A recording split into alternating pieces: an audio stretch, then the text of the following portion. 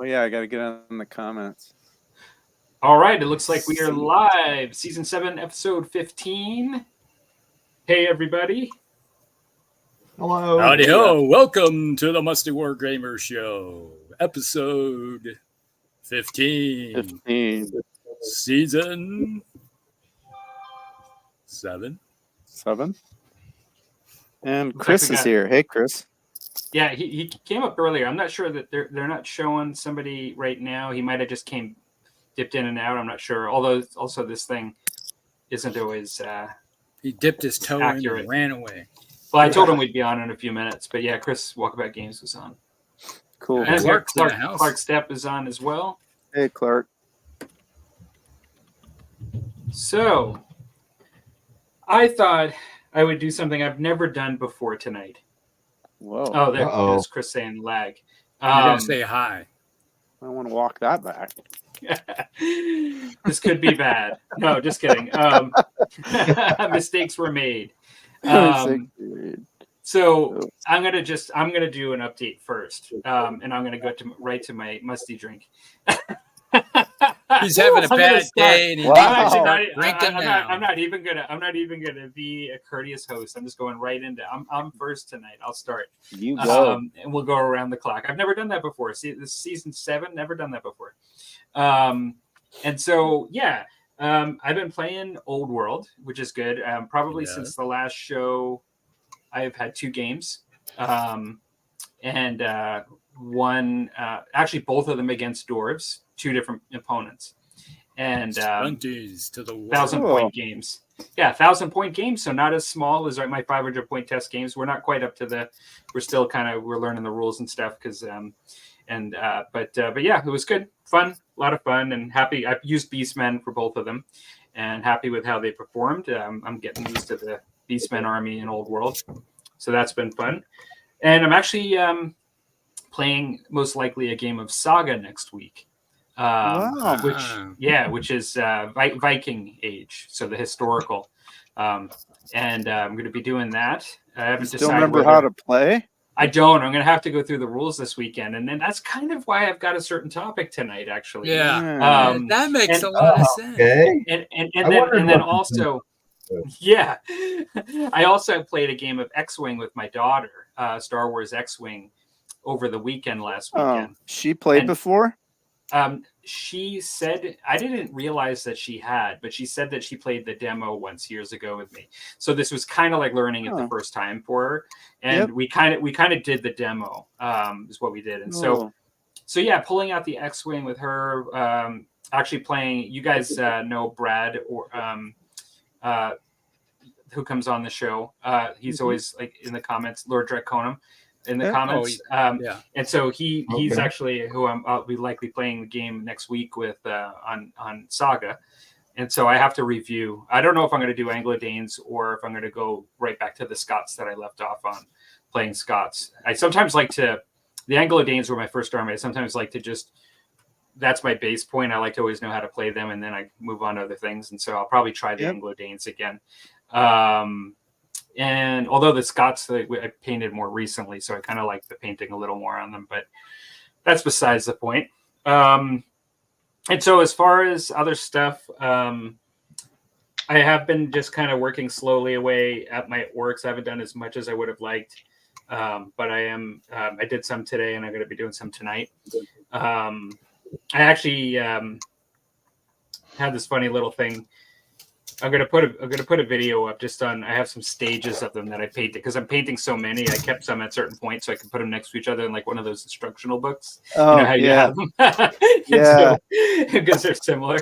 So I'm gonna put up a video about that.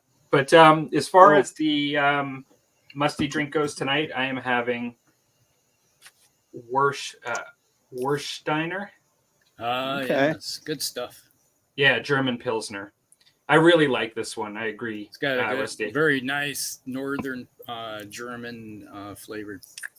Yeah, I haven't had it in. Holletaler is the main hops that go with that. Oh, okay. Well, I have drank it over the years. It's one of my favorite international pilsners, and yeah, I just kind of looked for it because I hadn't had it in so long. and I know why I like it. I haven't had it again. I Cool. really enjoy it. So that's that. And so, shall we just go around the clock now from me and just go to Dan? Does that work? Okay. Yeah. Or does Rusty want to say, you know what? I have never done this either, and I'm going second. No.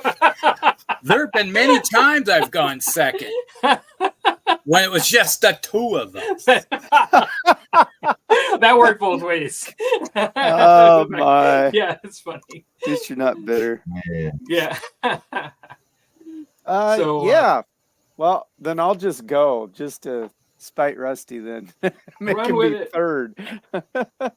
Anarchy. Yeah, for me, yeah, it's just all the rules are gone. I'm still strangely working on my Stalingrad train.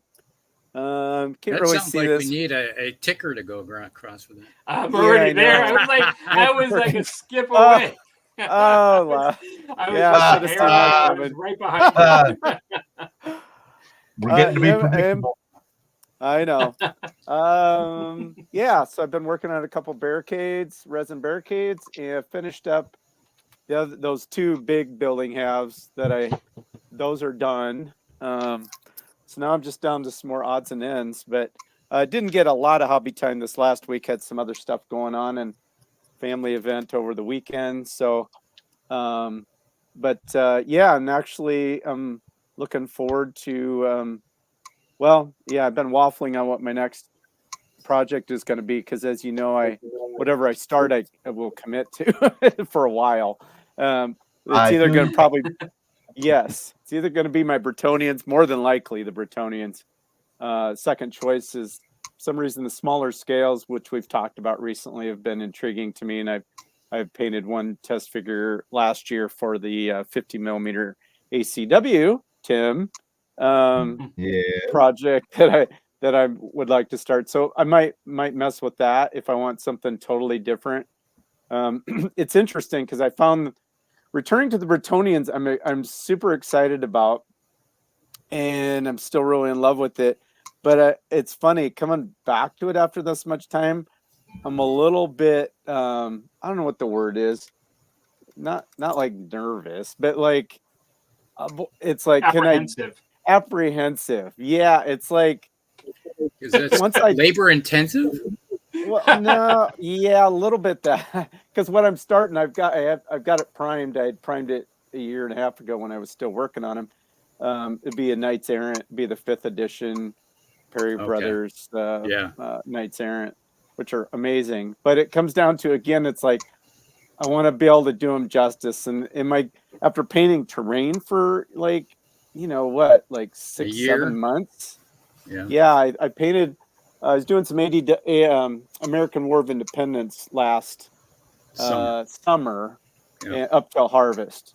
So last September was the last I painted, other than I did some gifts for some people for Christmas. That's the last time I painted miniatures.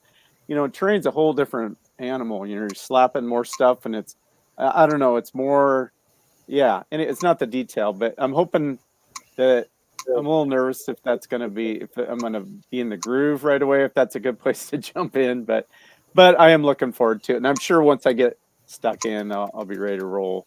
And I'm not having a musty drink per se, but I am having, which I don't drink. It's my pop of choice, and I haven't had one in months. And what is that? Dr. Pepper. Oh, okay. That's my favorite soda. If they have a caffeine-free Dr. Pepper, I'd be on that myself. Well, you could just ignore the caffeine. But that's my body says otherwise. Yeah. Clyde's in the house. Hey, Clyde. Dashing. Hey. On to you, Rusty. Well. All right. It's been an exciting, interesting time. Well, since the last show, because we had a Thursday night, the next day, that Friday night, was the exciting night with the tornado. Yeah, it's good stuff. Because you had the tornado over by you and your brother's place. Yeah. And then we had the tornado hit here that went 2 blocks away from my house. That's never good. Yeah, it's like we were without power because when you're watching the power lines go up in smoke, you know, and they're going, you're like, and you're watching, it's like, hey, we got a tornado. It's moving in this direction. And you're like, that's right towards my house. Uh-oh. Yeah, I hope your insurance is good. Yeah, it's like I yelled at the kids that were upstairs, get to the basement.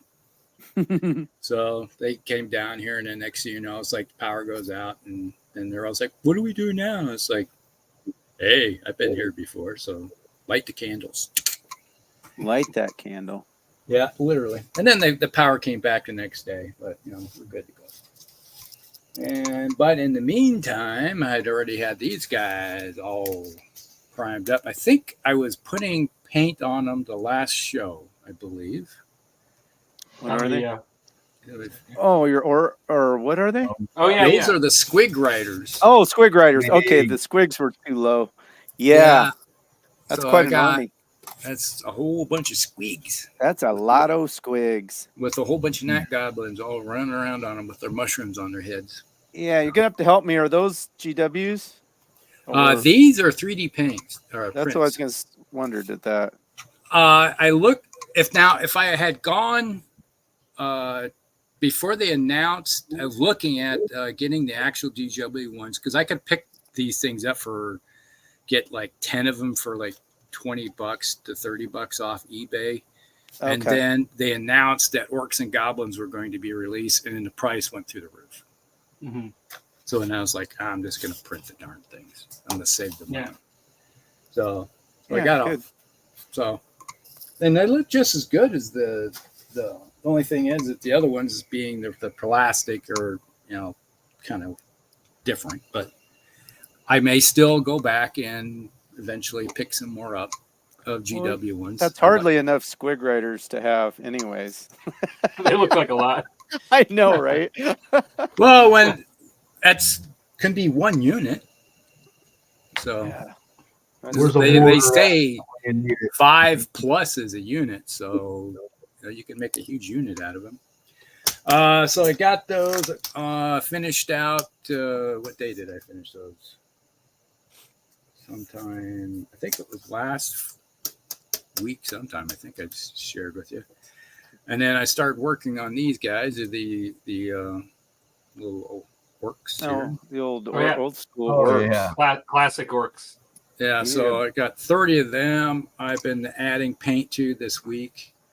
A little bit. You know, I've been working about 2 hours a day, 3 hours, depending on how I feel. Eventually, I kind of get, my back says, oh, no, you're not working anymore. Go put some ice on you.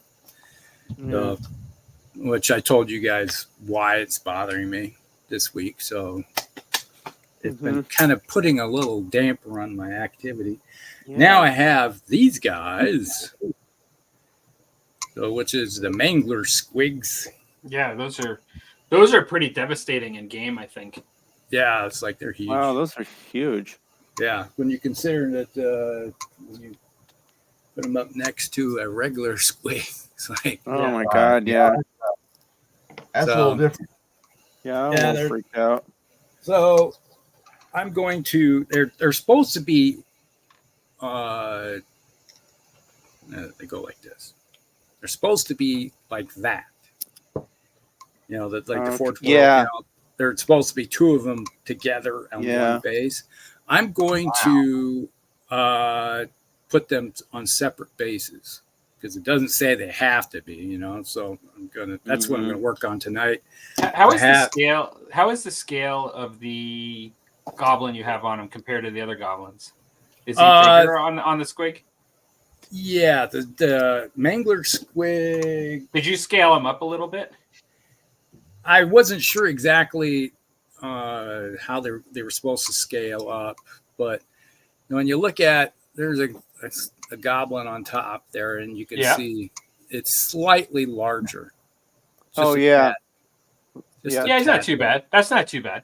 Yeah, but he could be the equivalent of a goblin boss, you know, because goblin bosses are bigger too. Yeah. So I'm figuring close enough. It's close enough for horseshoes and hand grenades. So yeah, it's not like somebody's going to complain. For.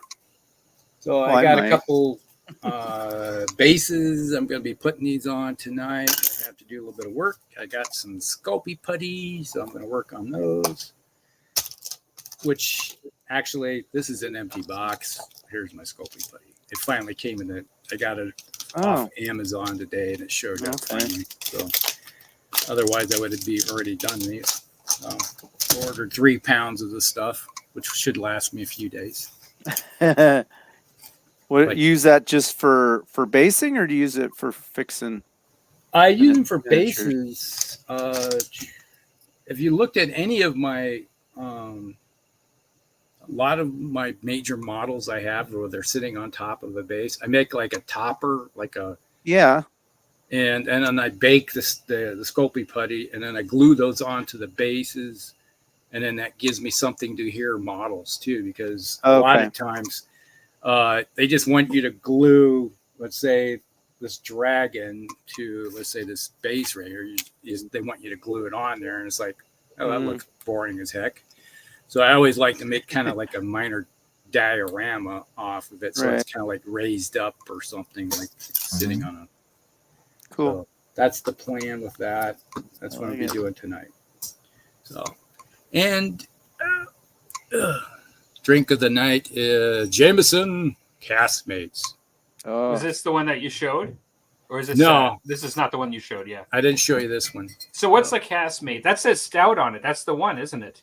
Yeah, it's the same thing. This one's in craft beer. Yeah, it's the same thing. It's just but I like the stout one. That's my favorite. I don't know why. I've had the IPA and I've had the stout one. I just really like the one that's in the stout casks for some reason. I think the one I showed you today was the IPA one.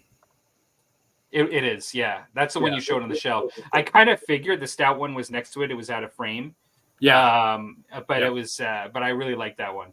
Because I had the stout, I got the craft beer barrel one, and I got the brew one, which is tastes like coffee. So I didn't realize how much it tastes like coffee, and I'm not a coffee drinker. So whoops. Did you see Dan when he had that Dr. Pepper? He was like, "It's got a kick." Like that burn, that salsa burn. I could tell. He was like winced there for a second. It's like a good whiskey. It's got 23 flavors, Rusty. I know how you like to tell the flavors.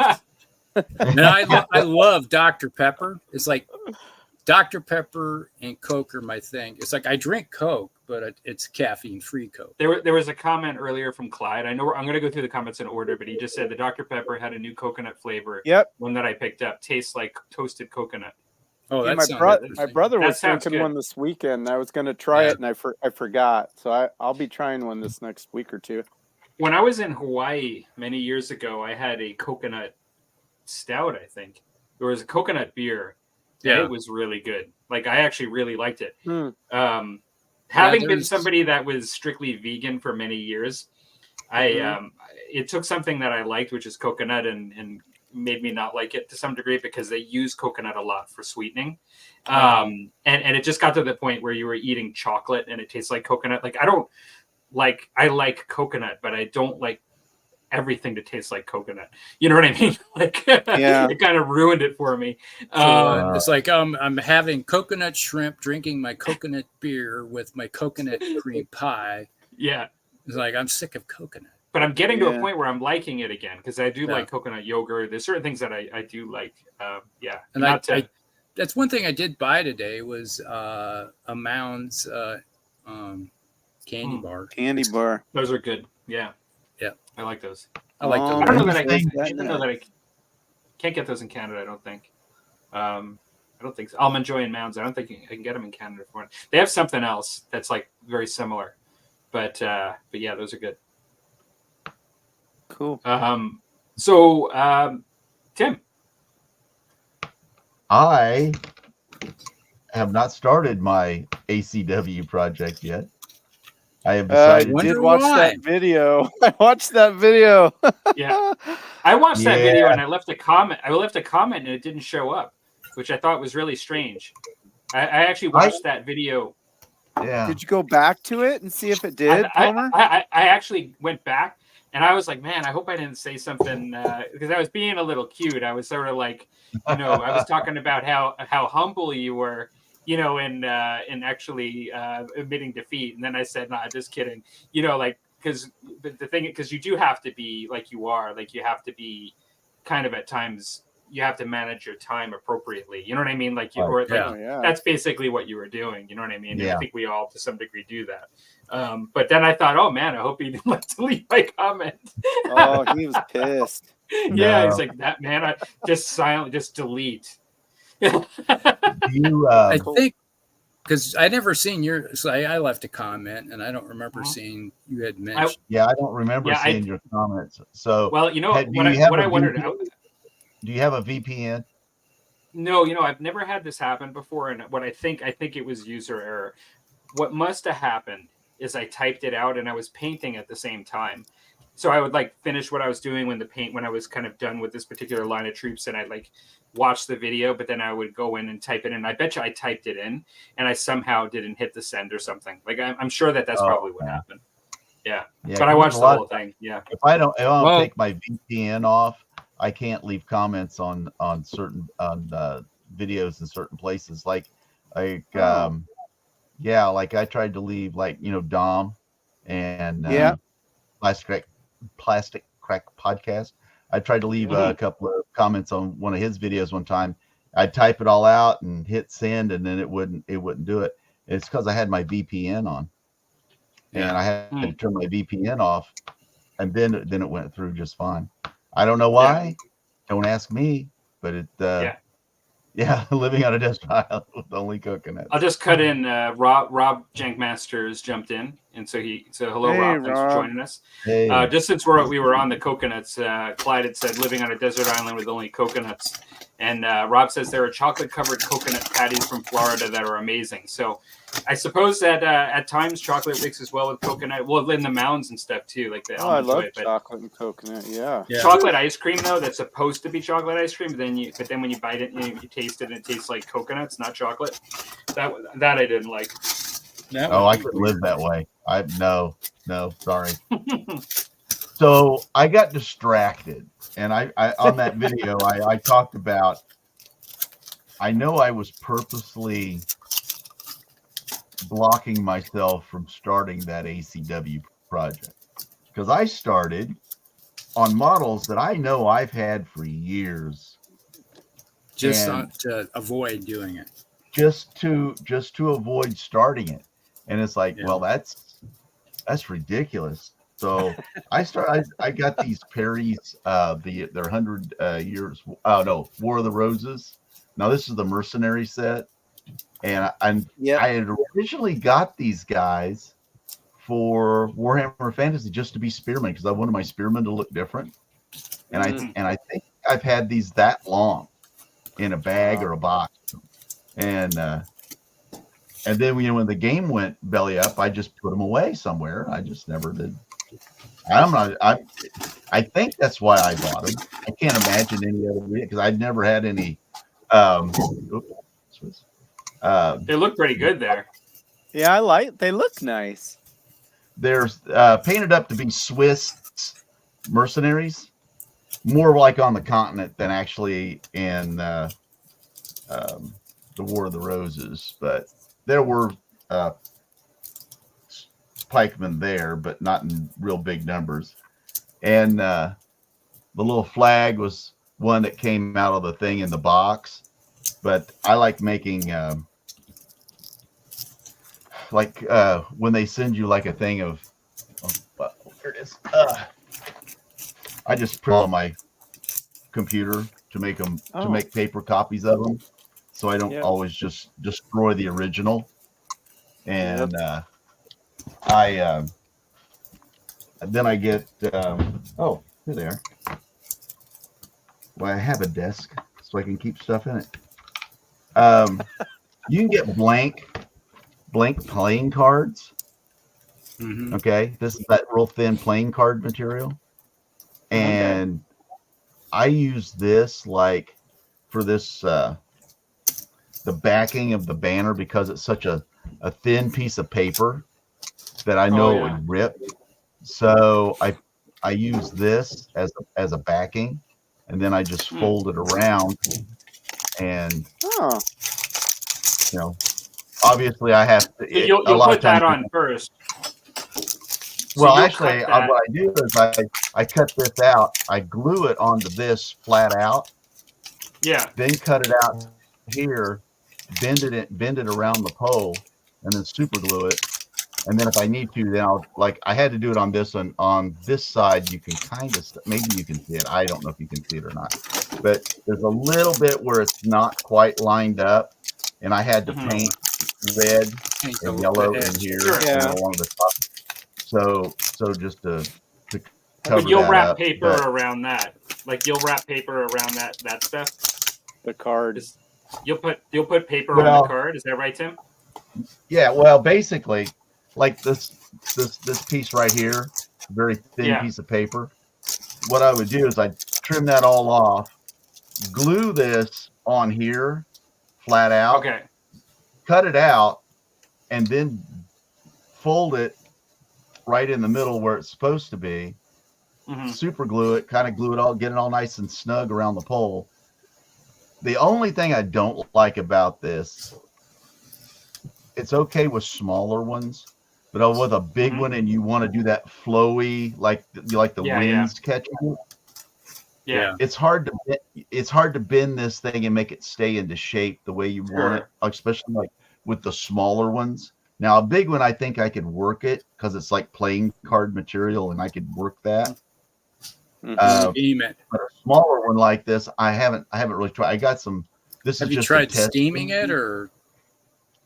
Yeah, I mean, steaming it would work, and just working it, rolling it, unrolling it, rolling it. It's paper basically, but it's got a little plastic coating on the playing card, and it works really well for the small. But I'm going to try a bigger one, but I'm going to do it with just black and white on paper at first, and so that way I don't ruin a nice color print. Right. Yeah. No, that's a good idea. I hadn't seen that. That's why I was asking about it. I've never seen that before. Anybody need a piece of terracotta brick? Is that clay? Is that oven baked clay? Yeah. I just threw some of that out. I just threw that out. I just had a gray piece that I threw out.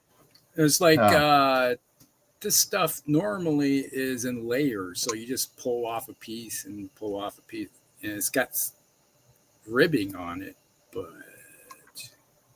I gotta slice it like I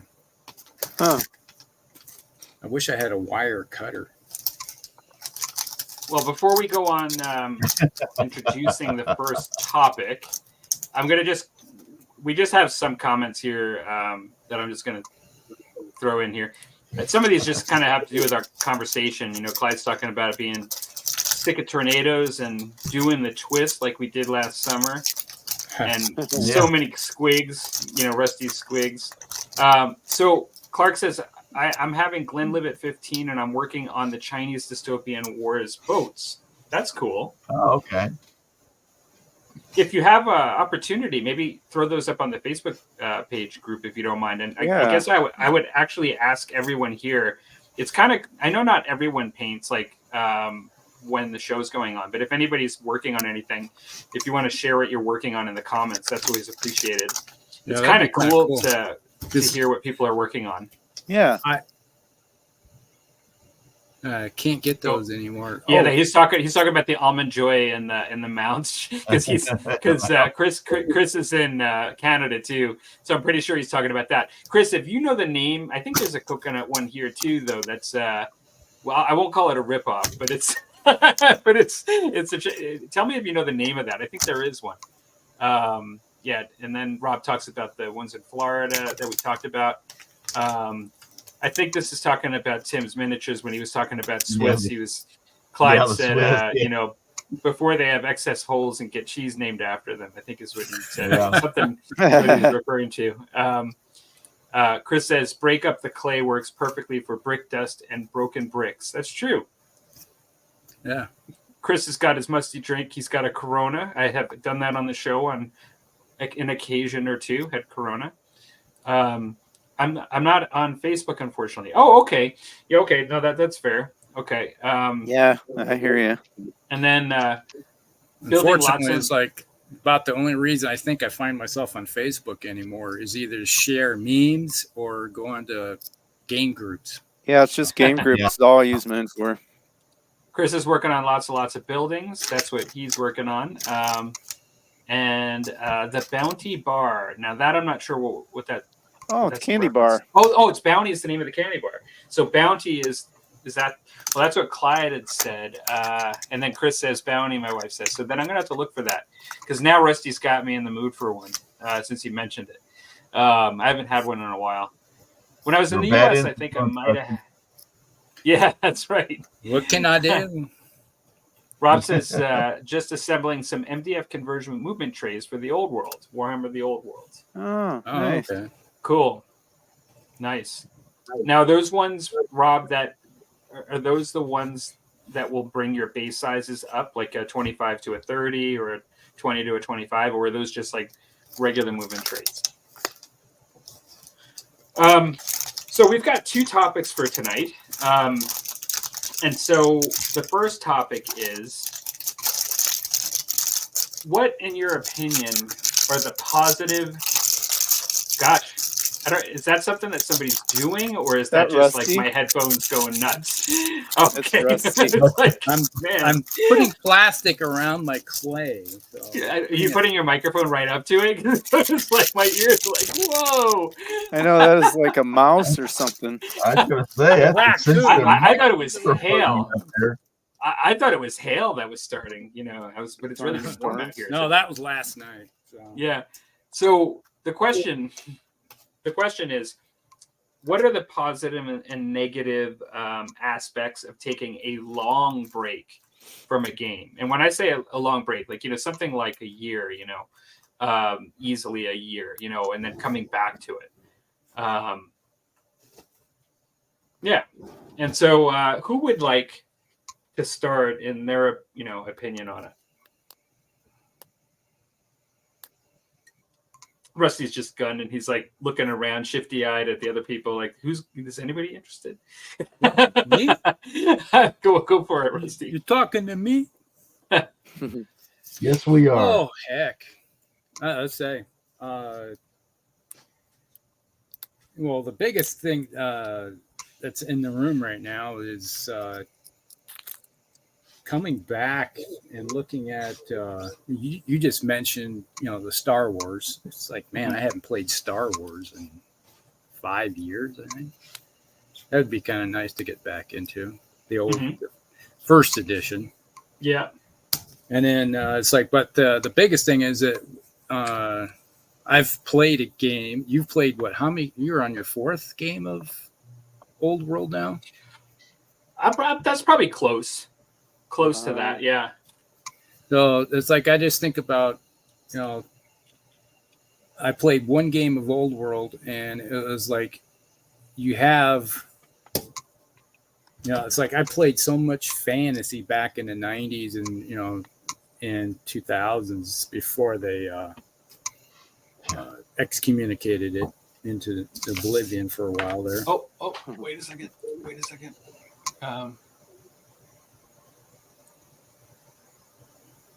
Yeah. Continue.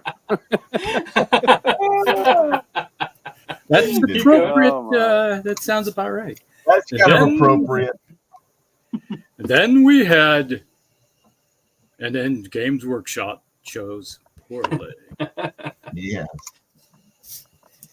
Pissing off many people. So we had a lot of individuals that, it's like we loved our, fantasy. And then when they basically killed it, it's like we went, 10 years without it. And Dan, I guess some people played the Ninth Age. Huh? Some people played the Ninth Age. Not me. I don't mean that like me, but the Ninth Age. Yeah, I bought the Ninth Age book, and then I did too. and I couldn't get anybody that wanted to. It's like, oh, the game is done. No, we're not playing it anymore. And it's like, okay. Well, did you find it odd that you couldn't even get people to go back? I couldn't even get people to go back and to continue to play like 7th or 8th or 6th. I mean, when they did that, people they just put up a wall. They wanted nothing to do with any of it ever again. And it's like, that's exactly what happened. They were so we were just playing it. Yeah, they were so angry. It's like a week, 2 weeks ago we were playing this game, and now you don't even want to continue playing it because that's how. But it's like coming back to it. It was such a hard thing. It was like you're looking at it and going, "Okay, I know how this game works. I played it so many times." But it literally you have it. You're looking at it and going, "Huh, this is new." Okay, even though they've added every edition had its new twist that you had to learn. But, which is normal. That's typical Games Workshop style stuff. But it was one of those things where you just had to sit down and figure it out, and it was totally new to you. It's like it was literally picking up. Felt like I was picking up the rule book for the first time ever after that long. When you're talking a decade, that's a long time. And do you think it's significantly different? I only read through the book once, and I really can't tell you what I read. I mean, I was supposed to have a game this week, but we never were able to make it happen. I don't really consider it overly significantly different. There are some different aspects of it that are added to it. They've added some twist to it. But I think the core mechanics of the game are the same. Oh, okay. I mean, there's like the core philosophy, for sure. And then I think there are some mechanics that are very different. Like there's some things like the magic phase and unit composition, like combat versus like marching, and then like close, open skirmishers. Like there's some things that are different, but if you played, what do you think the positive and the negative? So getting back to the original question, the positive thing, it felt really good to actually just throw some dice and then actually putting some of the old world models back on the table. It was like you had that nostalgia feeling that you so used to doing, something that was taken away from you, and it's like and someone ran off with your favorite toy, and then someone comes back and brings it, some adult comes running back and says, "Here you go, I chased them down and beat them down and brought it back." Type of feeling. So that's the positive spin, I would say, from that. The negative it is that you kind of mentioned, is that it's not quite the same as what there's. I'd say the biggest negative is that you still have to learn how to play this game. It's like the assumptions that you have were gone. It's like there's some assumptions. I know how to play this game. And then you start really, really delving into it. It's like, no, I really don't know how to play this game. But like they said, there's some different meta is starting to develop, and of course will develop, just because of some of the rule tweaks changes. And so it won't be the same game, but is it?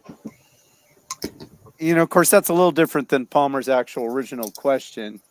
Wasn't if they've changed the rules since you last played? So maybe I don't want to go down that whole line, but the context for me is a little different. It's more like going back to the same game, but it's fair. Like that's a fair interpretation. It's almost it's almost a whole nother discussion, though. I didn't know if I wanted to get that far off in the weeds. Into the weeds. I think it's fair to try to take it from a perspective also of like, how many have you had a situation where you had a game that you just really, really liked, but then you just didn't play it for a really long time and then came back to it? Yeah, there was, I have to say, there's other games that I played during the 90s, we had, what was it? Fire and Fury, ACW games that we played, then the flavor of the, you'd be playing this that game for a long period of time. You're playing a certain Napoleonic style game for a long time for the certain rules of Napoleon's battles. And then someone wants to try a different set of rules, and you play that for like a year or two, and then all of a sudden, let's go back to this game, this set. And you find yourself having to I have to take the cassette out of how to play this one game and then go back to this other game and start rethinking about how to, that type of thing. But have you ever gone back to a game after a long period of time, maybe like years though, and find out that you're actually playing some of it wrong? Yeah. I've done that on board gaming. Yeah, I'm sure I've experienced that too. Because you looked back through the rules and seen, and if you go back, pre-internet and all that, and of course, some of these games that I'm thinking of, I learned when I was very young, maybe even too young to be really figuring it out. And we didn't know, because then I've come back to some of those games, in the last 5 years, and it's like, oh wow, there's whole sections of it we just either we couldn't figure out or we didn't find it interesting, and we just didn't even use it. A couple of the different rules and things like that. We enjoyed it, but it's a different experience now after you unload all the rules. A good example of that was Guns of August. The board game that I was playing for that period of time. I guess that was about 4 years ago. I went through, 2 different iterations of Guns of August. Okay. And it's like I went through with an adult set of eyes and was like reading this and going, wait a minute. I was playing that totally wrong. We were all playing that totally wrong. Yep. I did that with Squad Leader. Yeah. Well, that was easy to do. Because that was complicated. And there were whole sections that different phases we just like skipped. We simplified it, I guess, but we didn't know that. And we didn't skip it where we weren't like, well, I can't figure that out. We just sort of inadvertently just like didn't do it. And then, different things we did wrong that were fundamental, but we loved it. We didn't care. Yeah, Squad Leader would have been really easy to really screw things up because that was a pretty in-depth game, and we played a lot of that back in the 80s.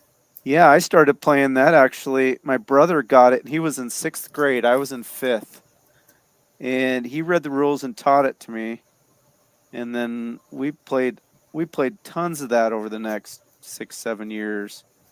It was his favorite game, and we loved it. But yeah, it's like a little over our heads, really. But it's like Chris there said, Advanced Squad Leader had so many rules, just like Starfleet Battles. Oh, I bet if I went back and read the captain's rules again of Starfleet Battles, because the rules book just kept getting more and more and more in depth and more elaborate. You're to the point where you're like, oh my gosh, that there would be some positives and negatives. Like, oh yeah, it's like you're picking something up as like an old friend that you just enjoy playing, which we did do. We played Starfleet Battles. That brings up another point. We used to play that about that same time. Starfleet Battles. We played a lot of that back in the 80s and early 90s. It was like my brothers and I, we used to love playing that. And then and then I moved over here to Des Moines, and we didn't play another Starfleet Battles game until, I guess Mel isn't on here right now. So he's kind of fell out of the We got GM Cody in the house, not to interrupt. Just, hey, GM Cody. Yeah. Hey, GM Cody. Howdy. Oh, yeah. Howdy, bud. So, yeah, that would have been looking back and then start reading the rules again to get back into the, it's like, I remember how exactly all the impulses, the phases went. Yeah. And then some of the guys I was playing with, they said, well, this is the way you're supposed to play. And it's like, actually, no. It's like, they were remembering it wrong. It's like, because they played differently too. Because they kind of like, you said, it's like you get into certain points where you start simplifying things too much. Well, and you didn't have anywhere to go and look. You couldn't go online and ask Facebook questions or go to Board Game Geek or whatever to like search a question. Now we do that all the time when we play. We wouldn't even have questioned it. It's funny. We just like literally read the rule and we're like, "Yep, that's what it means. That's how you do it," and we moved on. But now it's like, I don't know if it's a fixation with getting everything correct, or because you can look and find the answer. I don't know which, but we never used to rules flip like we do now on anything. That is a fact. It's like when we played that, we spent probably 3/4 of our time when we were playing that game of the old world, flipping through the book and just trying to read the rule. It's like, all right, what is this rule? Is that you'd read it out loud, and then both sides were like, how do you interpret that? Yes, that's what we do now too with everything. Even bolt action. The last time I played bolt action, we don't play that frequently enough to have it, but Mark and I will read that and we're like, so how do you read that? Does that mean this or does it mean this? And it's like, oh yeah, I totally negative. So then the negative that you guys are talking about in this case is catching up on the rules and stuff. Yeah. Because I don't play bolt action enough. Because I played some bolt action for a while last fall, but then I went. How long ago was the last game that we played, Dan? Jeez, more than a year. Yeah, so that'd be the same effect. It's like you're going back to it, and it's not ingrained into your head about how you're supposed to play. No, it's a little bit easier for me just because I don't have as many rule sets in my head as you do. Yeah. Because it's essentially it's the only game I play. If I'm being, I mean, I've played some other games, but it's really the only set that I can say I've played. A lot of games and know a fair amount about the game system. I couldn't answer rules questions necessarily off the top of my head right now, but it's the game I'm most familiar with. Yeah. But even then, a good example for me is like when I'm playing BattleTech. I have to bring this up because BattleTech, because you're thirsty. You're thirsty. I need a drink. Oh, sounds awfully self-serving. Mm-hmm. That's BattleTech. What are you gonna do, Tim? My back's hurting. I need a little anesthesia. I downed this. I got a little left. Isn't that like amazing when you don't realize you have some left? That's awesome. There we go. Cheers. That's awesome. You drank that much already there? Boy. I did. You guys are talking a lot. No, just kidding. What you trying to say there, Willis? So that's like one of your things. The negative thing is just the rules. Yeah. Like learning them again. Looks like we've got Brad in the house. Expounding BattleTech as well. But at the same time, though, just quickly, Palmer, coming back to a game, though, and needing to review the rules, though, also can make you find not only maybe things you were doing wrong, but even little things that like, that's not an often used rule, but that's the thing that I should try to do, like assaulting vehicles with infantry. Like, you don't do that, but maybe you stumble across it because you're actually paging through the rules again, as opposed to just, playing. So it kind of can, reinvigorate the newness of the rules to explore every corner of it that maybe you got kind of in your rut before. A good example of that was I was doing my research this week on my latest BattleTech video, and it had one of the vehicles. From the Inner Sphere. Yes, had the Clan plasma cannon. You know what? I've never seen that thing ever used in the game. Huh. And I was like, as much as you've played, wow. As much as I've played, well, it's a fairly newer weapon. It wasn't around in the 90s. Okay, this is a new invention in the game. But so I'm like looking, it's like, of all the games and all the times I've been to a convention, I've never seen this on a mech being used. So I had to go back and it's like I did my research and did my studying, and it's like I'm like, you know what? This is different. Okay, I can see it's kind of useful. But it's one of those things. It was like having something totally new thrust upon you. Yeah. It's like, wow. It's like, I've been playing this game forever in a day. And then suddenly you come across and like, I'm going down a rabbit hole and trying to figure out how to make this thing work and coming up with new things, you know? So, are you ever apprehensive going back to a rule set though, or rules or a game or anything? But that's been a long time, you know, and for a long time, I'm more than a year, more like maybe, 3 or 5 or 8 years or something, to where you're like, it's a little bit, you're a little bit worried that maybe it's because it was a game you loved that it's not gonna be, maybe it was the time that you played it, where you were at with your life, or the people that you were playing with, or just the newness of the rule system, that you're not going to have that same experience again. Do you ever think about that? Well, I would think about that with Dungeons and Dragons for me. Like I would never, I don't have the space in my life for like RPGing, at this point. And I don't think I'd ever capture it the same way, like as the first time I did when I first encountered it as a kid. Same. But that doesn't mean that people don't, as adults, really enjoy and play, D&D. It's just I do prefer the artistic aspect of the miniature wargaming hobby and the miniature. I just prefer this more. Mm-hmm. That makes some sense there. But that would be my example of it, I guess. Yeah. But so even like say Saga, you said you're going to play Saga. What's in your head there? What do you think? I mean, maybe you haven't gone yet, and so that's why. But I've just, so are you thinking, am I going to love this? Is your opponent somebody you enjoy playing? Have you played him before? He's a problem. That guy's a problem. He just that's actually that'll ruin Brad it for just you. joined in. Yeah, Brad, I was telling it kind of goes within our topics, the idea of playing a game that you haven't played in a while, and I brought up the fact that we were looking at playing BattleTech. BattleTech. Why did I say that? Well, I got the BattleTech on that brain. See, the problem is that you're subliminally, you're looking up at the screen. It says BattleTech. Don't. Right. Yeah, exactly.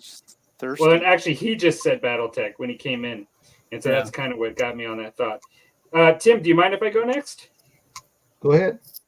And then I'll so I guess the reason I was sort of initially inspired with this topic is that I mentioned that I played Star Wars X-Wing with my daughter last weekend, and in order to do that, I'd given her the rule book and then the quick rules, and then I looked at them and we're playing, and we're kind of going through the demo and doing that because it's been many years. I'm going to say it's like maybe 3 to 4 years since I've played. And I play Armada a lot, and I do remember from when I played X-Wing before Armada, and I do remember when starting Armada that some of the stuff, even the way criticals and hits are handled, I think is opposite between the two rule sets, and they're not the same, like the rule sets, like they are actually quite a bit different. And I played Armada more in recent years, and so but I always really liked X-Wing, and I like both of the games. I find the movement templates and the way movement works to be a little bit more elegant as a system than Armada. But that should be the case when you have fighters zipping around all over the place. I mean, like the movement is just a bit different. It's not as it's faster, than Armada. It's a different style. And but in playing the game, I've talked a lot of all the different reasons that I really liked X-Wing, as a system, and Armada. But I found that I never really left it disliking it. I just really liked Armada, and that's kind of why I went to it. And I've wanted to play it for some time, but I really felt like there was stuff that I completely forgot, because there's definitely rules in X-Wing that don't cross over at all with Armada, and so I felt like I was relearning it, as you guys were just saying, for almost all over again. But then I was really enjoying it. And then I thought to myself, as I was thinking to myself about it, I was thinking, sometimes I've mentioned this either on my channel or in one of these shows once before, but there's an economics sort of theorem that when you want something, let's say like a slice of pizza, that the first slice of pizza you eat, for the most part, from like an economics, like a business standpoint, is usually to a customer the most valuable experience. Like every slice you eat after that has a diminishment. Like by the time you get to your fourth, you might, you're getting to a point where it's not nearly as exciting to the brain and the taste buds as like that first one. Right. Now everybody jokes at this point in saying that there's never a slice that they don't like the same when it comes to pizza. And I love pizza, so I can understand that. But I think that when I was playing the X-Wing and I hadn't played it in so long, I almost felt like I was getting that first slice of pizza again. Okay. Sense. It was sort of like, even though I never stopped liking pizza and I never stopped liking X-Wing, but I felt like, oh, wow, like this is awesome. And it was almost like those feelings you get like when you're first doing something, in some ways. But in this case, it's just a little different because like I've done it before. It just was reminding me like how much I liked it and, like learning it over again and things like that. And so then I thought to myself, like, when taking a break from something that you really like and then coming back to it, there is a certain amount of a value to it and just the excitement that you get. And the difference is that I'm also not spending any money. Like all of this was in my basement and ready to use. So, so it's like, yes, like opening those ships up with my, razor knife and cutting them out of the plastic and getting all of that experience was kind of cool. Like, in, pulling them out for the first time and learning them. Yes. But in many respects, like I'm kind of experiencing the fun of this all over again, but I'm not actually spending any money. And so that's another thing, to that effect. Rusty, you want to show that one more time there? Cool. Oh yeah, there you go. You're making a substantial base right there. Yeah, it's like I've already done one. It's like I got this guy here. That's the. Oh, let's see. Let me see. Oh, there you go. So cool. He's bounding forward. So basically, what I did is I got his footprint in there. So then I got a place right here or two when I glue him down. Cool. So it's got like he's pounding his way forward. Very nice. Yeah. But go ahead. I'm sorry. Yeah. So basically, that's kind of so. Now Saga is similar in that I'm actually going to be pulling it out, and like Saga is a game that I've always put up there as a game I love to play. I really enjoyed that system, and I like many components. I've talked a lot about the show. I like many aspects of the game. I don't have a game that plays like Saga. I have no other games that play like that game. So when I don't play it, I'm never getting anything close to the same experience because there is no other game that plays exactly similar to Saga that I have already. The mechanics of it is totally different from what you have with anything else that I even know of. Absolutely. And so I both like it and it's fairly unique. And so when trying it again, I'm expecting that I might have some of those similar feelings that I'm pulling out all this stuff that I bought years ago. I never really stopped liking it. I love it. I'm kind of going to be like refamiliarizing myself and learning it again. And so we'll see. We'll see what happens. Maybe Brad will just like beat me so bad in the first game that I'll be like, yeah, the Saga just stinks. I hate it. I'm taking my toys and going home. Yeah, that's right. Never playing it again. I was wrong. It's not a good game. Not very balanced. Yeah, it's horrible. Nothing good about that. Tim, what are your thoughts on it?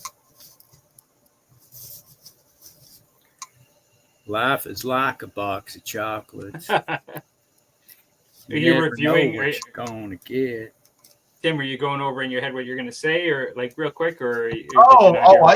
I didn't know you were talking to me directly. You didn't say, "Hey, you." No, I said, Tim, what are your thoughts on this? Did you really? Oh, That's funny. I was in the zone painting, baby. You gotta. Yeah, No, I could that's tell funny. you are doing your thing, man.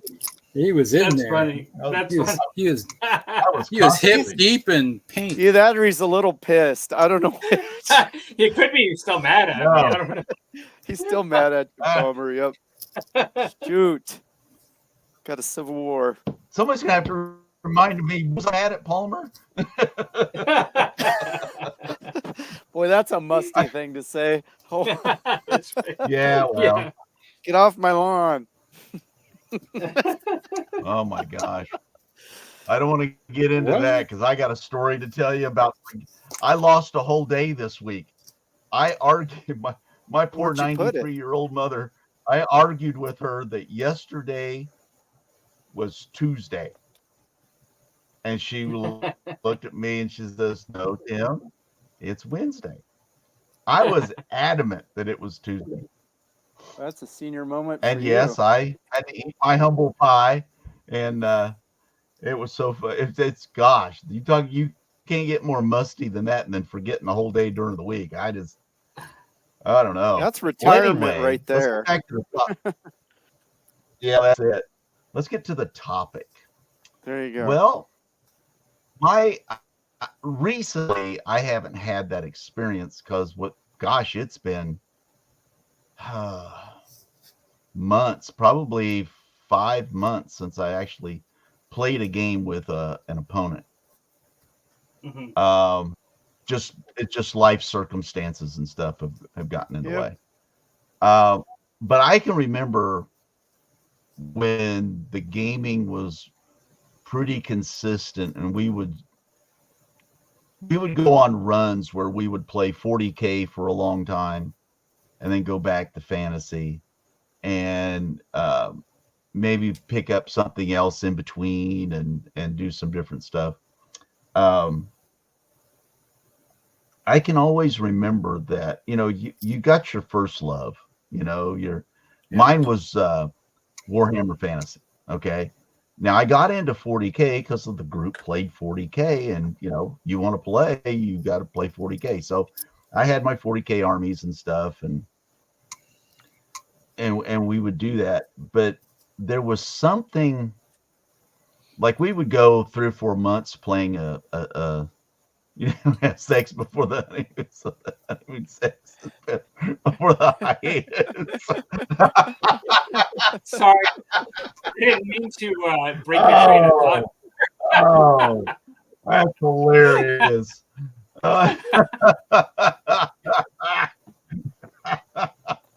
Sorry, you were saying? I'm speechless. Oh, Lordy. Yeah. Oh, gosh. Oh my. But yeah, I can always remember, like, I think it almost touches like a bit of nostalgia.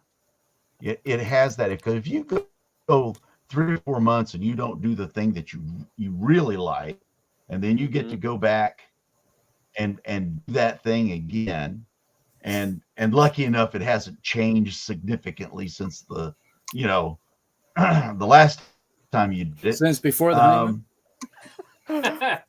Yeah, since before the Palmer's honeymoon. trying to hold it together. Yeah.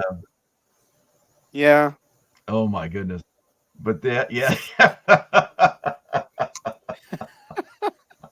Oh man, that is so funny.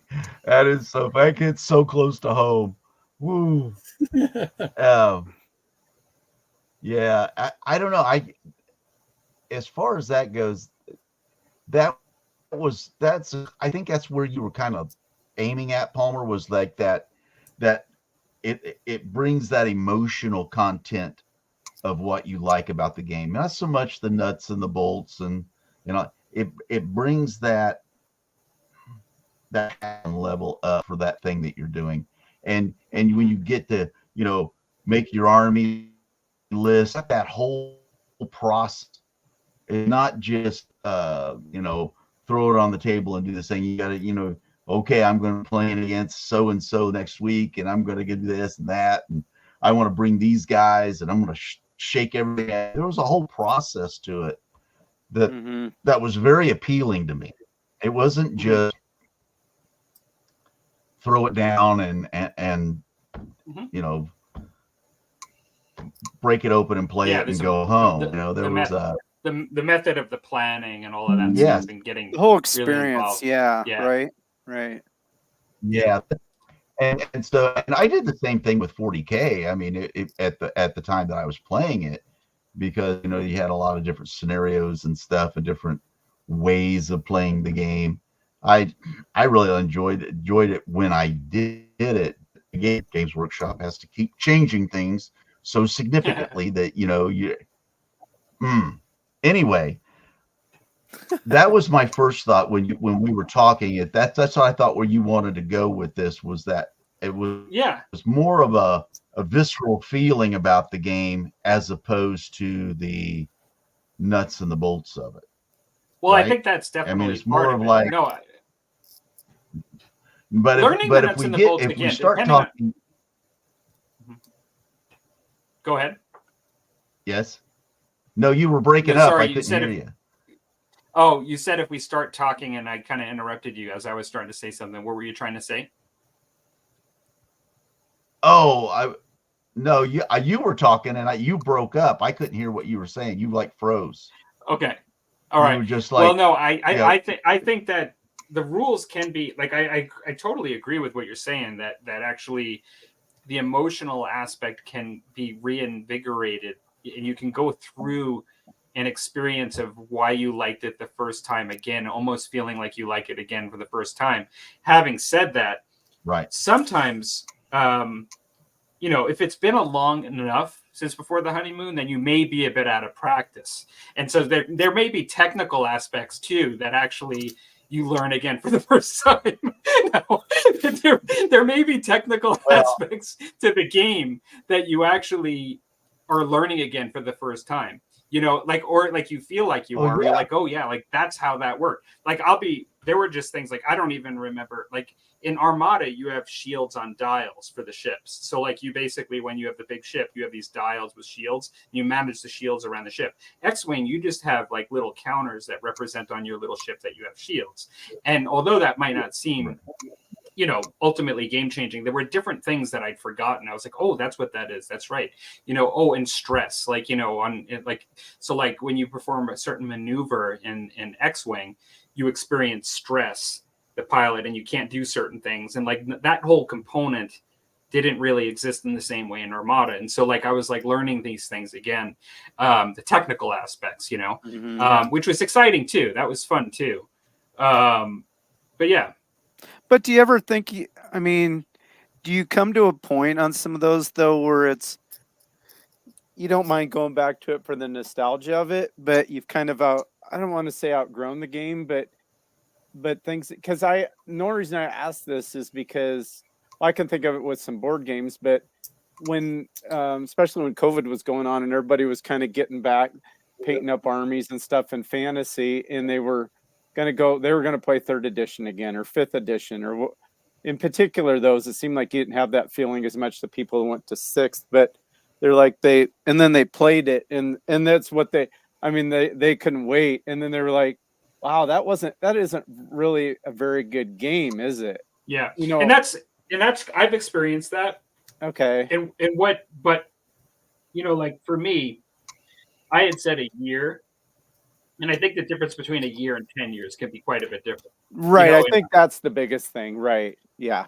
And it's just, and having said that, like there are some games that people don't get tired of, like BattleTech. Like, you know, like there's games that have been around for a long time and still a good system. Like Monopoly, really you know, right? Monopoly, exactly. Yeah. But then there are some where they've progressed to a point where you feel as if maybe, you know, it's not as good as you remember it, or this or that. Like there could be some games like that. But some game designs might just hit all the notes for you. I mean, you always think because something's new or it's you know, kind of got some new mechanics and that it's better. And sometimes they're more streamlined or they're whatever. But maybe it's a certain game has the right mix of its period, it's the amount of complexity, the the playability, because and sometimes maybe other than slightly tweaking that game, maybe there is no other. You're always looking for like the ultimate game, but maybe you're even already playing it, but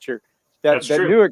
you're always chasing that new excitement, because nothing's more exciting than seeing, whether it's a Kickstarter or some game, or even when they talked about Old World coming out, and you get all the hype and you can't wait to crack the rule book for the first time and get the minis or whatever the system is, whether it's Warlords Epic or the whatever, and you're just and that you're trying to recapture almost that Sure. feeling the first time when you were 8 and you discovered Dungeons and Dragons or something. Exactly. You know what I mean?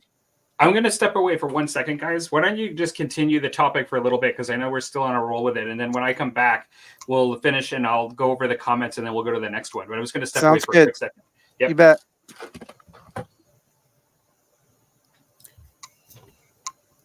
Okay, Rusty, you're up. All right. Yeah. Well, I don't know. Going back to a game that you thoroughly enjoy and not having it be so long that it's a completely different game, is as long as you're still close to that original point that they were playing the game. Like I said, we would do it in a few months and then we'd go back to the game. That's different than, say, let's all go back and play 7th edition, and it's 20 years since 7th edition. Yeah, a lot of things have changed since then.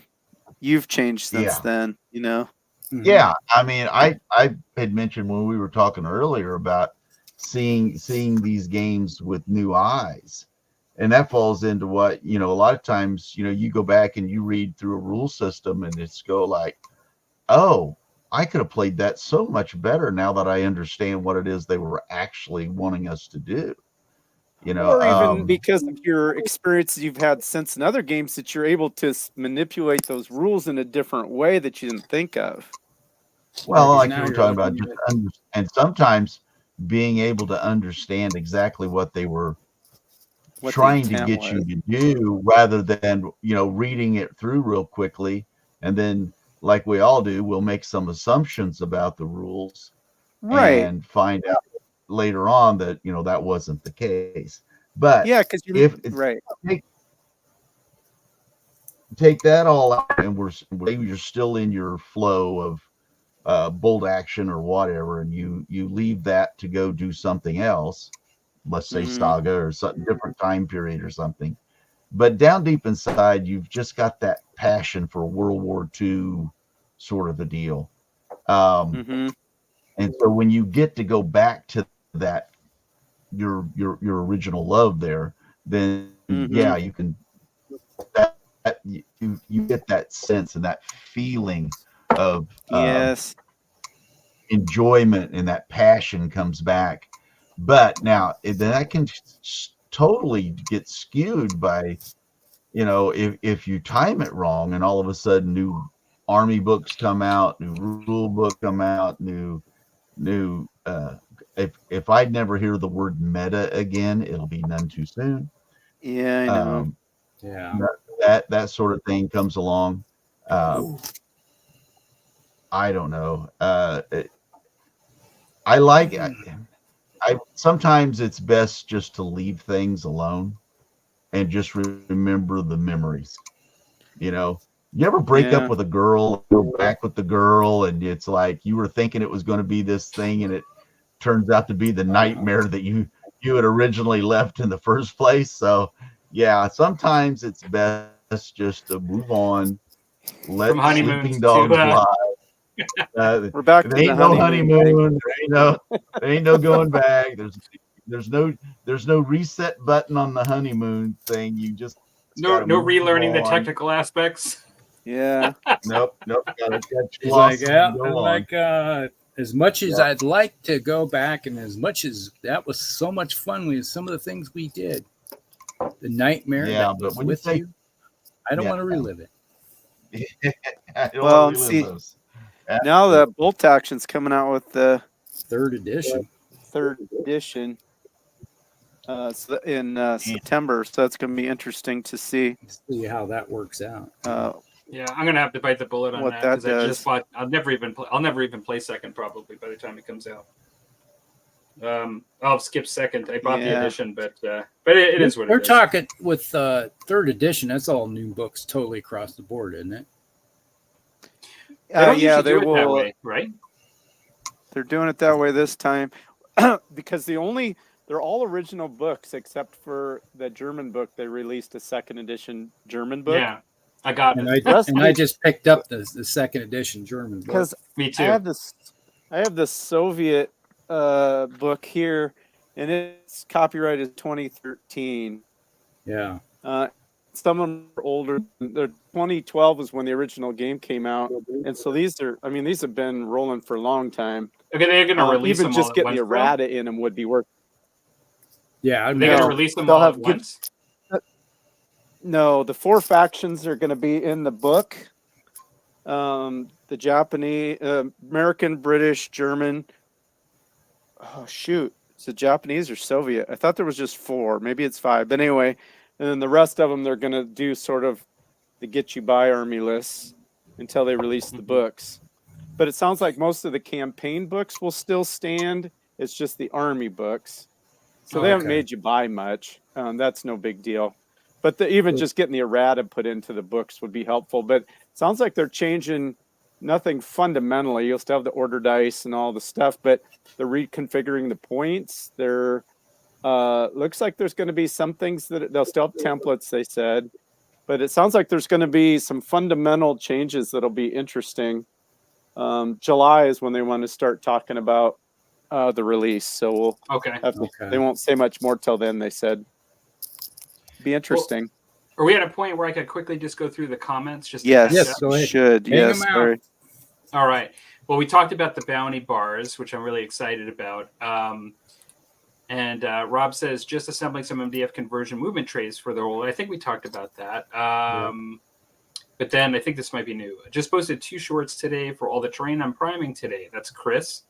Okay. What was that? Just posted. Oh, okay.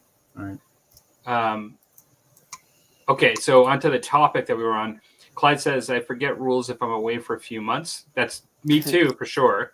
Absolutely. Yeah, because if you don't, it's like if you don't use it, your brain will take that file and file it away for. Yeah, even if you've played it a lot, you got to refresh. You still forget that. So when it came to the ending of the old world, like Warhammer Fantasy Battle, Rob says Mantic and Kings of War liked it. End of times for Warhammer Fantasy Battle was a boon for them. And ASL had so many rules like SFB. Advanced Squad Leader had so many rules like Starfleet Battles. I'm assuming that's what that was. Yeah. Much prefer the original Squad Leader. Still do great games. Yeah, that's GM Cody. Squad Leader was the game just before BattleTech and falling in the deep end of Voss's stuff. 83 to 88 Starfleet Battles. Yeah, I remember. I like when in the 80s. Chris says, I like when basic rules are less than 20 pages. Yeah, there's definitely a place for that. So that's one thing I've always said is like BattleTech is like an onion. You got your basic rules, which are easy to play, and then you just keep adding as much layers as you want. So the next comment was just BattleTech by Brad, and then you started talking about BattleTech. So that's a double whammy. So I think I have to have a little bit of the whiskey that I just picked up. Yeah, well, actually, I moved on from the beer. I'm onto the whiskey that I just grabbed as I stepped out. Speaking of bolt action, Clark, my friend is trying to peer pressure me into playing Conflict 47. It doesn't help that I have added a bunch of kits from eBay to my watch list. I actually find that looks really cool. I mean, if you like bolt action and you want to add a little like kind of fiction to it, like that kind of stuff, sci-fi, like that looks like a great little. There's addition. a couple rules in there too that I can't remember what they are now. Is it like reactionary fire or something? There's a couple things in there that people are like, well, that could be added to bolt action. Yeah. Because they were, I don't remember what it is. Sorry. I know Clyde that says- every once in a while you see Jesse come on here and he wants to try. I don't have any interest in it myself, but I'd play it if somebody wanted to. Yeah. Yeah. Clyde says newfangled weapon. And I'm not sure what he's referring to there. Plasma You guys might cannon. Oh, when you were talking about the plasma cannon. That's right. Yeah. Brad says, I've not read Saga in a while. You and me both. Although that one, I don't know. I actually really like that one. We're playing second edition. I didn't mention that to him, but we both played second edition last. There's no reason to go back to the first. I really felt some of the things they did with Saga in second edition were good. And so I have no problem with that. That is a big squig, he says, and serious squigging time. Everybody, it's Okay. We've already seen this comment a couple of times, and this is the comment of the show, I would say. Yeah. And then and then Clyde says, lousy Soviet Canadian teletype interweb connection. for your That honeymoon. must have let's see. Big Monopoly has gotten you, and probably when you were talking about Monopoly there. So Rob says, to Dan's point, it could be like a movie that you loved and hasn't aged well and is now underwhelming now that you have seen more better movies. And that old favorite no longer hits like it did. Yeah, Rob, that's what I'm saying. Yeah, you maybe as a kid you loved it and you still can appreciate it and maybe brings back some memories, but you realize that it doesn't hold up, you know? Chris says, I've heard all new books in regards to bolt action. Yeah. And also, I'm getting all the books I missed. That's probably a great time, actually. If you're planning on playing an old edition or you just want to have them, they're all going to go down the moment third drops, probably. Because people are going to start people unload them. Are going to start unloading them now, knowing that there's going to be individuals that haven't heard the news. Mm-hmm. If you don't know, the end times is coming. Uh-oh. Here's the banner. Yeah. Tim, what are you working on tonight? What were you working on tonight? Oh, I'm working on some the handgunners for my War of the Roses guys. Okay, they're the cool. like support unit. They come in the same box, and so there's they handgun. So yeah, more Swiss. All right. And then, well, I think. And then what? I break out a piece of terrain I've kind of been working, just like a small little hedge or something I've been working on just on the side. Might finish. I got a Warhammer Fantasy house that I printed a while ago, and I primed it, and I am basically telling myself I'm going to do this thing, but I'm always moving on to the next unit. I have to just bite the bullet and paint it maybe next after I finish this unit just to get it done. Otherwise, there's always miniatures to paint, and I never leave myself enough time to paint terrain. It's a problem that I've seen Dan has as well. Yeah, I just can't. I just force myself once in a while to do a piece here and there. Otherwise, it just never makes it right on the table. Like, well, I'm definitely. Yeah, I know. I'm like beyond obsessive. It's horrible. Anyways, we do have another topic tonight, and this one's kind of a bit of a fun topic because I hope that this will generate some interesting discussion. Maybe there'll be some side topics too. I know that there isn't necessarily one step that we all only like or have as our ultimate favorite, but sometimes, as we're all different and we all have different aspects with the painting that we enjoy, sometimes there's a particular step during the painting process you just like you really like, and you either like the result of it, you like doing it, you like there's just an aspect of it that just you're like, this is a stage I really feel good about or whatever. And so I just thought I'd throw that out there, both to the people in the comments as well as on the show. Like, what is that point in your painting that you kind of like the most? The varnishing when I'm done. No.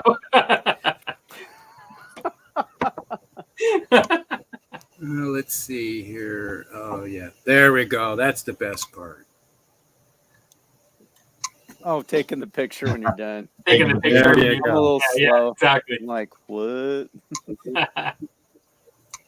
I'm all done with that unit. I'm taking its picture and Putting him to posting. bed. Yep.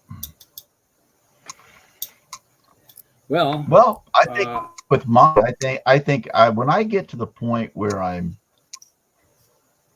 doing the final washes, Mhm. you know, where I'm dulling down the armor. I'm maybe a gun barrel or something's got to, you know, getting the washes on there, you know, even sepia washes on the flesh, or depending on how dark you want to make them. And I don't know, there's just something about by the time you've got it all painted and you're ready to start doing those washes, you know, and that process, letting them dry, and then you can kind of sit back and go, yeah, I can see it now. Because like right now, I watched a video, and one guy, oh God, I can't remember which one it was. He talked about the ugly face. Oh, I know. God, what is that guy's name? dude. Oh, I cannot think of that. The Duder. What kind of stuff does he do? Give us something. Sir, dude, a lot. God, I've watched his videos for years. Oh, I disagree with him on a lot of stuff, but some of his stuff is. Palmer, yeah, That was good. The Jim Palmer guy. I disagree with a lot of his stuff. That ugly face. I've coined that. I've branded it. I've got a copyright for that. Copyright for the ugly face. Ugly face. I'm not talking about how you get up in the morning, but I know. You know what? Anyway. That could be me, because I after base painting, there's a certain point in base painting, that first coat of base paint, that is the ugly phase for me. Like like I don't mean the priming, because you give finisher some slack, but it's only got prime on it. It can't be anything different. But once you get that first coat of base paint and it's messy and you're cleaning it up, that's the ugly phase for me. Yeah, that's kind of like now. And that's kind of what I was these guys. About he was talking. Yeah, it's like we've got some guesses about how Uncle Adam. Uncle Adam. Exactly. Okay, because we also got tabletop minions here. Yeah, tabletop minions. Yeah, he was our first guest we ever had on this. That's true. We did have him on this show once. He probably doesn't remember us. Did you? Yeah, he wasn't that memorable. But yeah, he was. He did that thing talk about that particular piece where it's ugly, and that's where this is at now. When I get them to that point where I'm doing the washes and stuff, that's that point for me where I feel like I've gone over that point of, you know, okay, it's the monotonous. You're going through the monotonous stage of just putting paint on it, and it's like it looks kind of sloppy, and then you put the washes in it, and it kind of fills the gaps in. Yeah, Joshua from Crown Commands jumped in. Hey, Joshua. Yeah, it's like the difference between what's going on my and here, and then what it ends up with, and it's like, yeah, this is the ugly part right here. Oh, sorry. Mm-hmm. Yeah, you know, it's like you just got some flesh tone, and it's just it looks like all red. It's like where I used to stop painting when I first started was just blocking in colors. That's all I did, you know, when I was like 11. Oh yeah, we all went through that phase. I don't want to derail the conversation just because, but before we get too far away from the Uncle Adam Tabletop Minions thing, I just did want to mention for those of you watching, he did join the show and do an episode like Rusty said. And the funny thing, because he's a nice guy, but the funny thing was, I think it really sent him for a loop when we started pulling out the liquor. He didn't know that was going to happen. Like, yeah. that was actually really funny. Go ahead, Tim. I wasn't prepared for this show like this. He was like, okay, this is the kind of show it is. Yeah. We're a bunch of adults here. We're past adults. We're like old. Yeah, Yeah. We're not even adults anymore. We're just old. We passed adult. The We adult passed phase for us adulthood. mirror. So the wash phase is definitely your favorite, Tim. The wash, the final washes. Oh yeah, that because Oh yeah. I don't know. You can kind of see it now. You're really seeing your vision kind of come to fruition. Vision Quest is coming to that point where you can Vision see Quest. it. Oh my. You thinking of the old movie? Vision Quest. Is that when you were? Is that why you were laughing, Tim? Rusty brought that up. Yeah, it's just oh my god. That is like something I haven't even heard of in forever. Vision Quest. Yeah, exactly. We're old, okay? Yeah.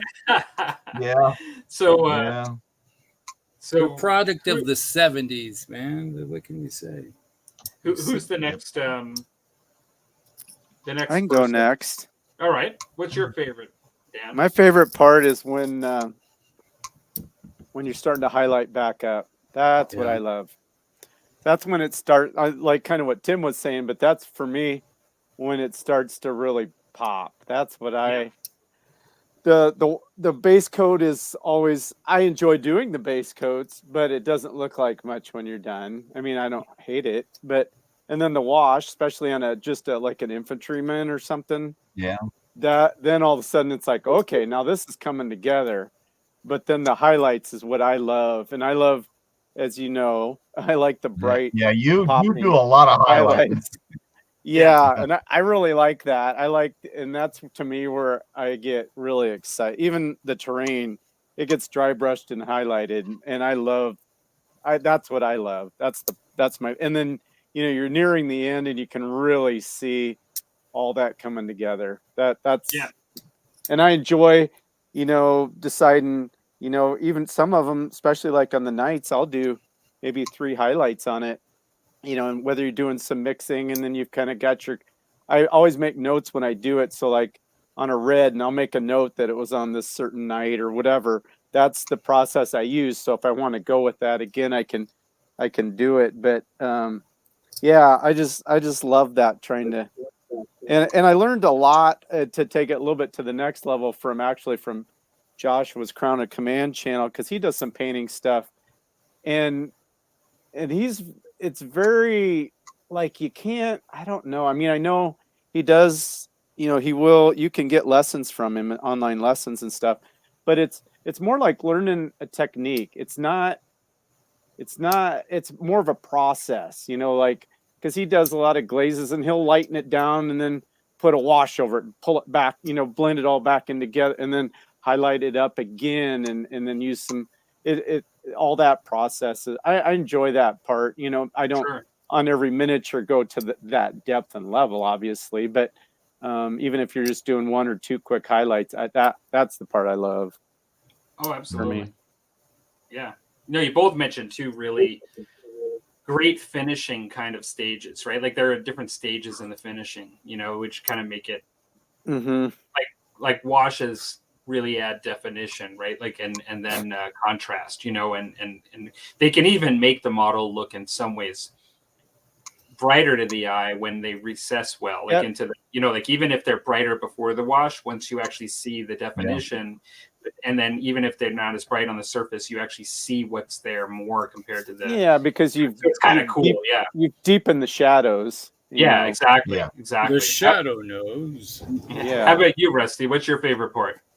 I with Dan for the most part when it comes to my part. This is I'm in the monotonous stage right now where I'm just putting down the base colors with all these guys, and I still got to put red on this thing. Yeah, I'm gonna put red on the shield, and then I got to put brass on, and then I got to do all the washes on it. And then it's bringing all the highlight stuff out, and being that even if there are rank and file, I'll still going to do some highlighting back up on them just to make them a little, exciting versus, the way they are. But I don't consider a model really looking good until I'm doing the highlights again. And sometimes it's like you put the highlight on them and you'll look at it and say, okay, I'm going to put another slight wash area in there and then highlight it again because I want trying to get more layered depth out of it, Mm-hmm. And so that's, I'd say, the biggest part of the model. And then once it's done, and I am being truthful. It's like once it's all done and you seal it up, or before I even seal it, I like to take a picture of it, and I'll look at the picture, and just kind of like zoom in and say, okay, am I missing something here? Is there something that doesn't look good in this picture? And it's like sometimes you look at it a couple of years ago. and you look at it, it's like, oh my gosh, it's like, oh, how did I miss that? Yeah. Because it's pretty rare that I don't catch something in final stages or afterwards. Like it's so easy, particularly when you're doing units, like not a character model. Like when you're doing one model, it's easier to kind of clearing things. But if you're doing like 10 or more, I almost always will find spots. I'll find spots where I could see primer, like, you know what I mean? Like literally like primer underneath, like the back of a calf or something like that. Like just something weird, like, right where the bottom of a sword was or something, and like on one of the 10, like it's there and it's like glaring, like when I learned that was like when I started doing the video. It's like when I had the YouTube channel, I started it and I started doing videos for customers, and I'd be going through and just like videoing it, and I look at it and I'm like, oh my gosh, how did I miss that? That looks. It's like the camera picked it up and it makes it look like 10 times worse. And it's like you look at it with your eye and you're like, well, I really don't see it, but the camera picks it up, and it's like, I got to go fix that. Because, you don't want the customer. Yeah, you see people on their YouTube channels when they do a, after they're finished, show what they're painting. And they're like, oh gosh, I missed this whole little thing, or I didn't paint the straps on this guy. I see that now because they're looking at it under the camera. I need some extra. I'm on my second extra. I'm on my second extra. I'm jumping into the scotch now. Yeah, I've already done an extra. This is my second extra. I can do it, guys. If I start drinking like that, I'd be sound asleep. You just be hearing me snoring. I'm still feeling. I'm starting to feel some pain, so that's like I got to go a little extra. Me too. I'm with you, Rusty. I'm gonna have my second extra too. Just you got to head it off before you even feel the pain, Palmer. That's right. Just in case there's pain. I don't have time for the pain. Yeah, it's funny. I struggled whether to pick Tim's answer or Dan and Rusty's answer, kind of, because there are times when the contrast is so valuable in the wash to really make the model look good, and there are times when using a glaze type wash, like kind of like a soft tone from Quickshade, where you can put that on towards the end stages and it really pulls it together. And kind of there are times I would have answered this question just like you, Tim, and I think I struggled with it for that reason, because I do, in the same way Dan says that there's the whole wash and then highlight up and then wash again and highlight up. You could, since you're oscillating back and forth between those two, you could pick either one because they're both finishing stages that are really nice. But I'm also going to actually say highlight. I'm going to preface it and just say, like, there are different kinds of highlights, as we all know. I really like to glaze, and I find that particularly because, these topics oftentimes come up when we suggest them as a group with what we're doing in our hobby at the time. It kind of inspires one of us to put a topic forward. And I'm working on these orcs, and the orcs are savage orcs, so they have a lot of skin. And, there's a lot of skin showing. And so skin in the game. Yeah, that's right. There's a lot of skin in the game. And so because there's a lot of skin going on, that's what I'm really focusing on. And what I'm seeing is, like, when I do some of those final glazes after a wash, but then a little bit of glazing up, it kind of makes that little bit of difference pop. And that little bit of difference where they look more alive when you see that little bit of lightning over the regular tone that's also not like stark, but just glazed and looks like soft.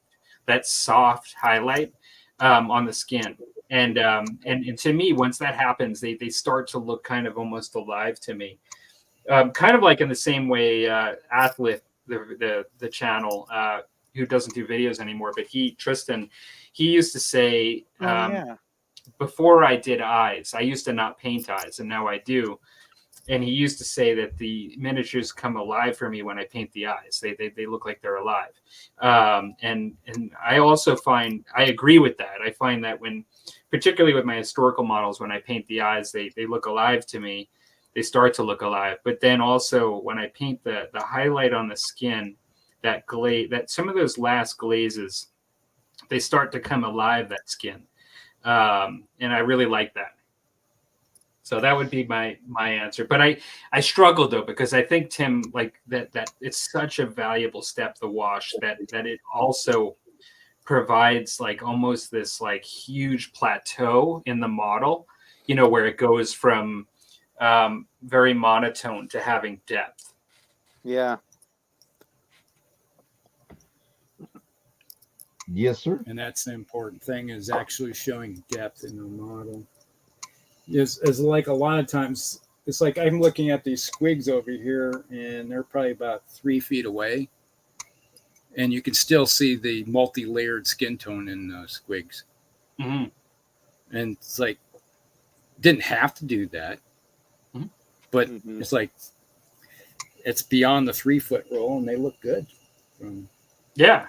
Well, and you only have to paint to what makes you happy. Some people just want, base coats and a quick wash and get them on the table, and that's even more than they've wanted to do. So yeah, there's no wrong answer there for sure. No, absolutely. But we have to make ourselves happy. Beauty is in the eye of the beholder. Yeah. Yeah. The person that has to be happy is yourself, because if you're not, then why you're doing it? Yeah, because did you say that beauty's in the eye to the beer holder? Is that what you said? Yes. That's what it sounds like when you're on your second whiskey. Yeah. Okay, whiskey after your first beer, whichever. After his first 5%er, he's now on to his 80%er. He's getting a little weird. This is my what did I call it? An extra? Yes. Your second dose of second extra. Yeah. Your second extra. Yeah. What about, it's like we had first whiskey. What about second whiskey? Yeah. That's right. Jesus. Yeah. What about there's only one whiskey? Well, where we come from, there's always a second whiskey. Which brings us back to that topic I mentioned earlier. It's like we're getting a new movie. Yeah, I did. That was the first. When you put that out, I was like, no way. Intermission. Spider-Man intermission. Dun, dun, dun. You gonna share it, Rusty? Big announcement. There's our news section of the show. News section. We're getting a new. It's the intermission between The Hobbit and Lord of the Rings Fellowship. We're getting a new Lord of the Rings movie. Yes. Yeah. So I was like seeing that today, and I was like, oh yeah. Anytime we can delve into what time period they're covering. It will be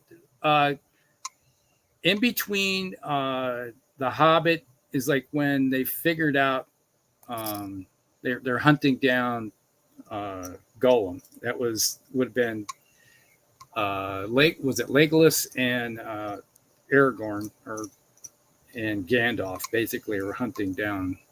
This is after the ring has been thrown into the lake. Oh, so it's actually sometime within it. It's between The Hobbit and Fellowship. Oh, that's what we're looking at. That's the time period. That's interesting. Yeah. Cool. That'll be. And it said it was going to be two of them, Rusty, right? Something like a two-parter.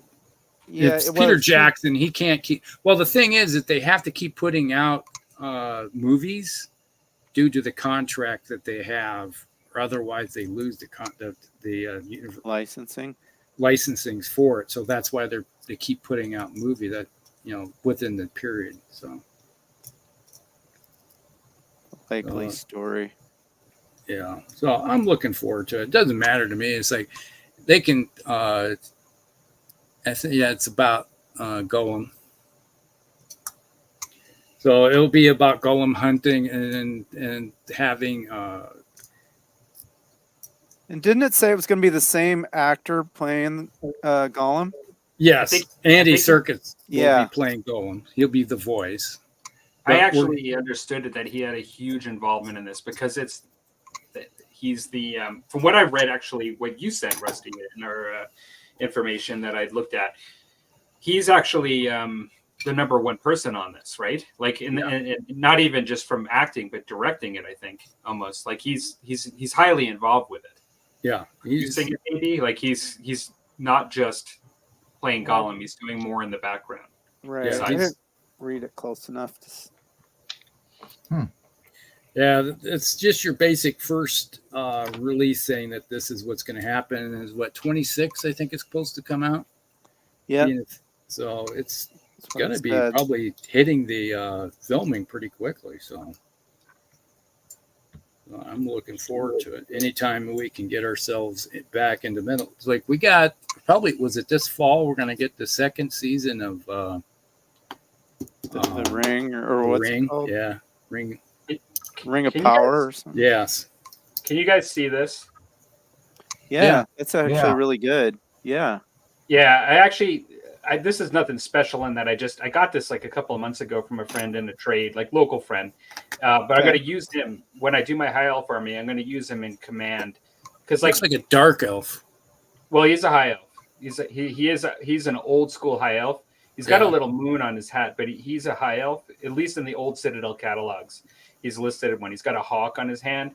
You could probably use him for different things, but he is a high elf. I was going to use him in the command for when I do paint high elves, and then also I got this guy he's probably a bit more of a standard trooper back in the day, but I thought he'd be cool, like in a command group maybe or something, like just within. That'd be awesome. That's the old design where they had the little round knob on the arm, and you got the hole in the shield that you just glue it right on there. Yeah. Yep. Yeah. That's 80s, isn't it? Right. Yeah. These are old. I got them. I don't know what to be honest, I don't even remember what I traded them for. One of my buddies just had them, and he had a bunch of wood elves and high elves, like really old school ones. And I just was like, yeah, I'll take a couple of those and I'll throw them in command and personalities and stuff. Because I've got this like high elf army, like old school one building up that, Jankmaster, Rob says it's a wood elf character. Maybe it is. When I looked, I thought it was actually a high elf, but I'm going to use them because I looked, and a lot of them, when you go back really far, I've even seen them on one catalog referred as wood elf and one on high elf. Like when you go really far back, like there were times when they were just all elves, right? Yeah. And then I've seen them at times flip back and forth. I swear I did. It looks like we got Mini Warmud in the house. Hey, buddy, thanks for joining in. Hey, yeah. And so I actually got some. I did actually get some. I had some wood elves that I passed off to a friend that are of that generation as a gift. Okay, so Rob's he's double checking it. I did look, and I was pretty convinced that it was high elf based on my research. Having said that, I've seen them switch back and forth. Like I value my miniatures. This is almost a whole nother subject we're going into since we have some time here. On the schedule and bringing those out. I use Dan, you saw how I actually put a lot of those Bretonians. I put those Bretonians up in to trade for some orcs and goblins. I was wondering if you got some bites on that. Oh, I do have some bites, and I leveraged my old models, as many others that I know that are into collecting and trading. Mm-hmm. I leverage them as a currency. Like I have something rare, I want something rare. It's usually easier for me to get something at times that way than to try to buy at the prices.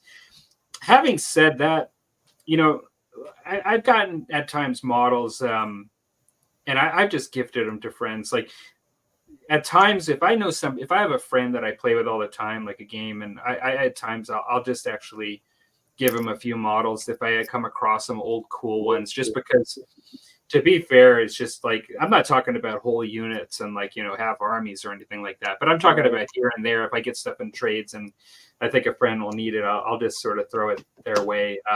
And so I got a few of them that way. Like I got a few widows with these high elves, and I just passed them off.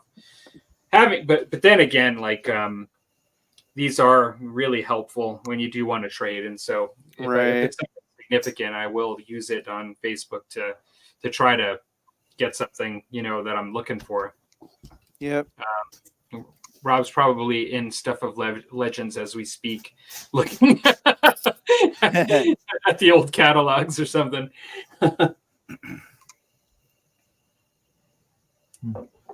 But, I haven't. Yeah. That's my thing. I've never almost ever, I don't know if I've ever been able to trade for anything. It's like I've got some things, really? But I mean, you do it somewhat locally sometimes. That makes maybe a difference. But like once in a while I'll go on the trade groups. I don't usually post things to trade, but people have, they're wanting to trade. And I'm like, oh yeah, that's some Bretonnian stuff or something. And I never have anything that they want, or so it's always like, well, can I just buy them then? Yeah.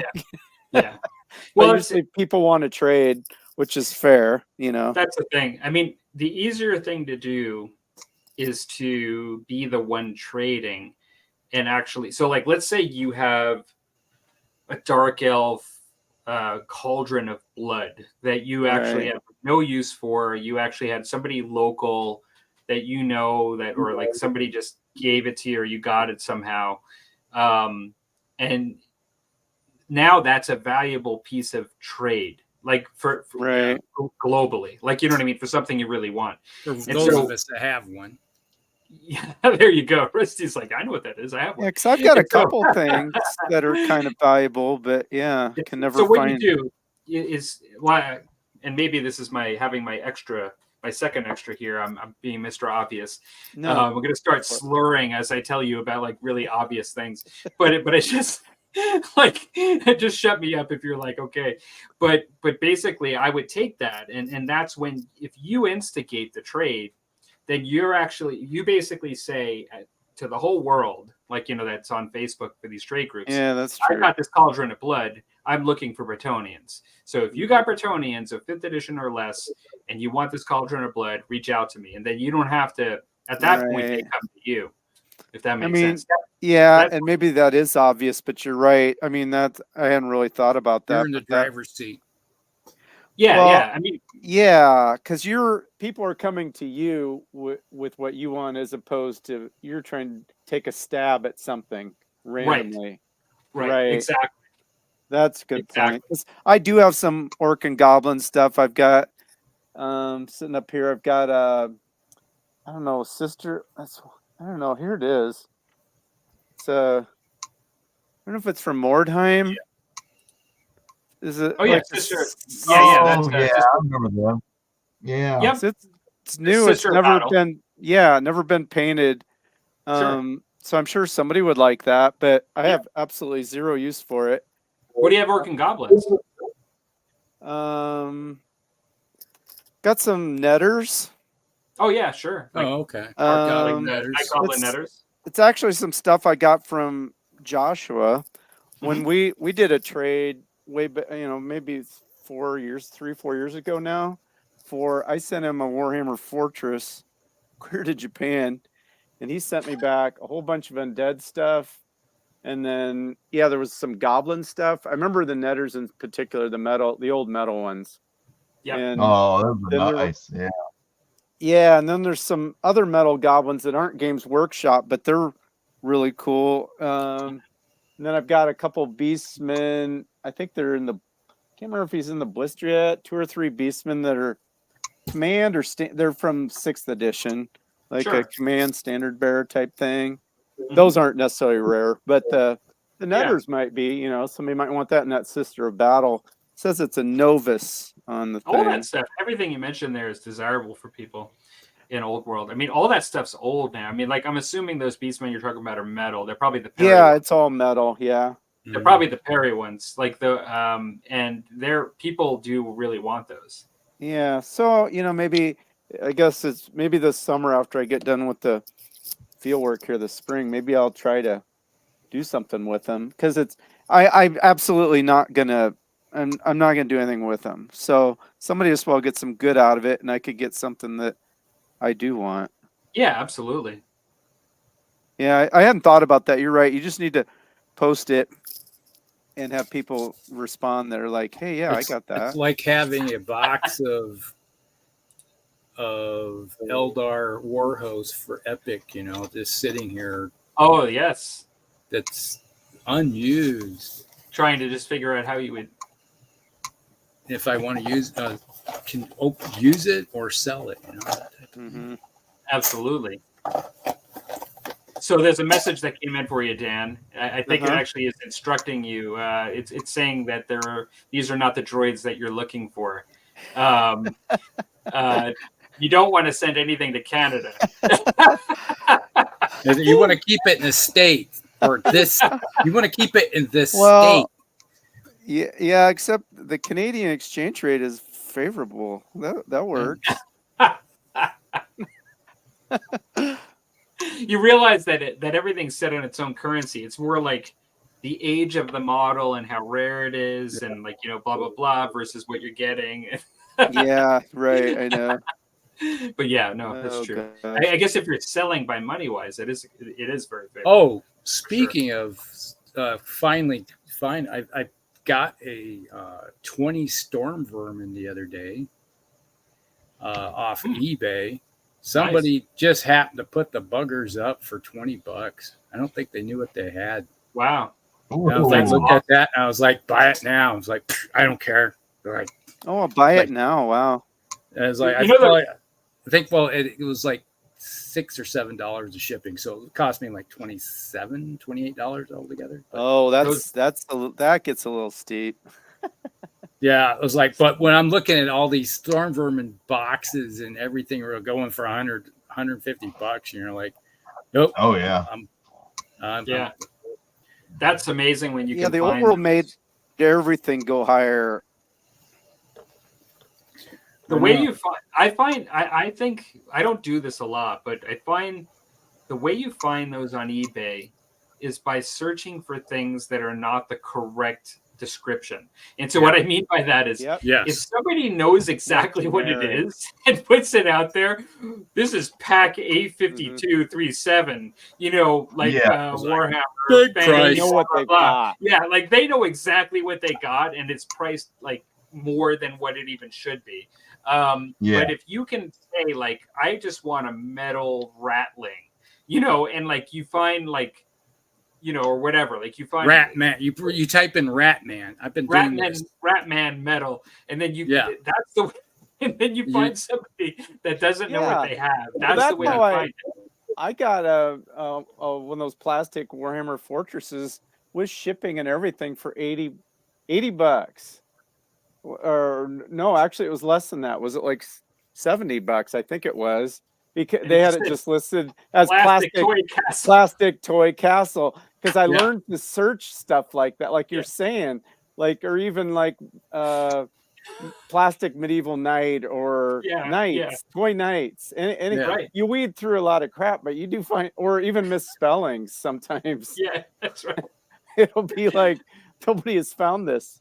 No, and I hate to say it, but like those Marauder Ogres that I have, that are fairly valuable. I got 2 or 3 of them on a trade mixed with like goblins and stuff, and they were just this like haphazard like lot that was like $25 for like, and each one of those is going for like 60 Canadian at times. Like, and it was like almost the best pickup on eBay I've ever got.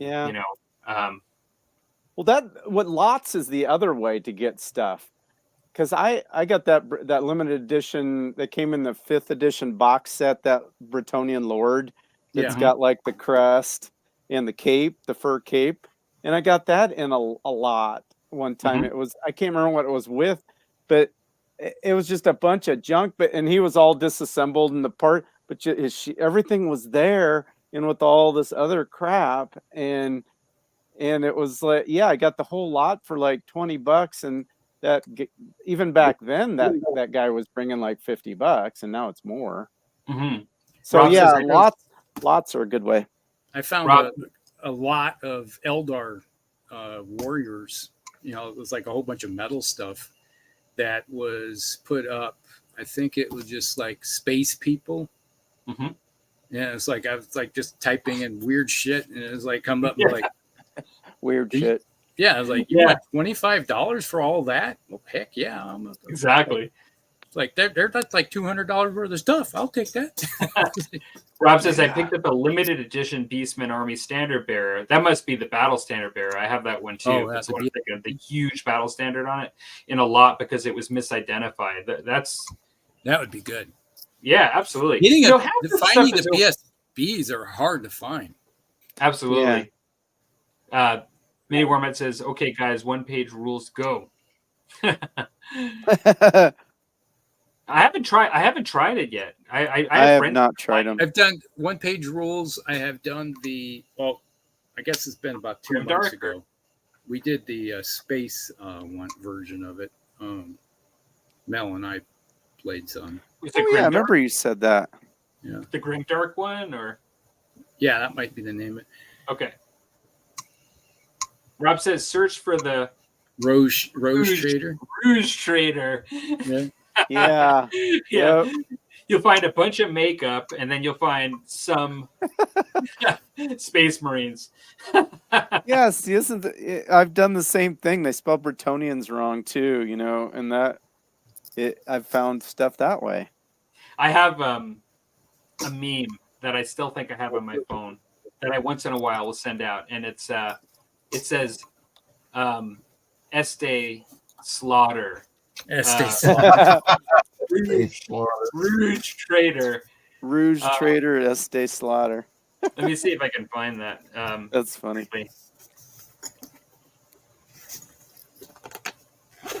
It's actually kind of funny, yeah.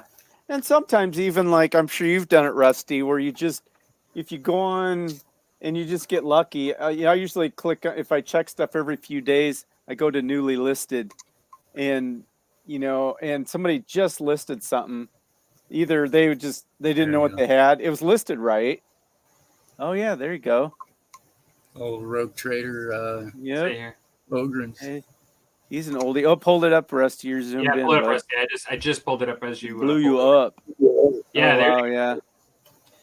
I had one or two of those. I traded those away for things. I got a bunch of them. But yeah. That's some of the things I picked up in one of that lot I was talking about. Mm-hmm. It had a whole bunch of space people in it, and it's like Eldar. There was Imperial Guard and stuff. I was more than happy to pick it up at the time.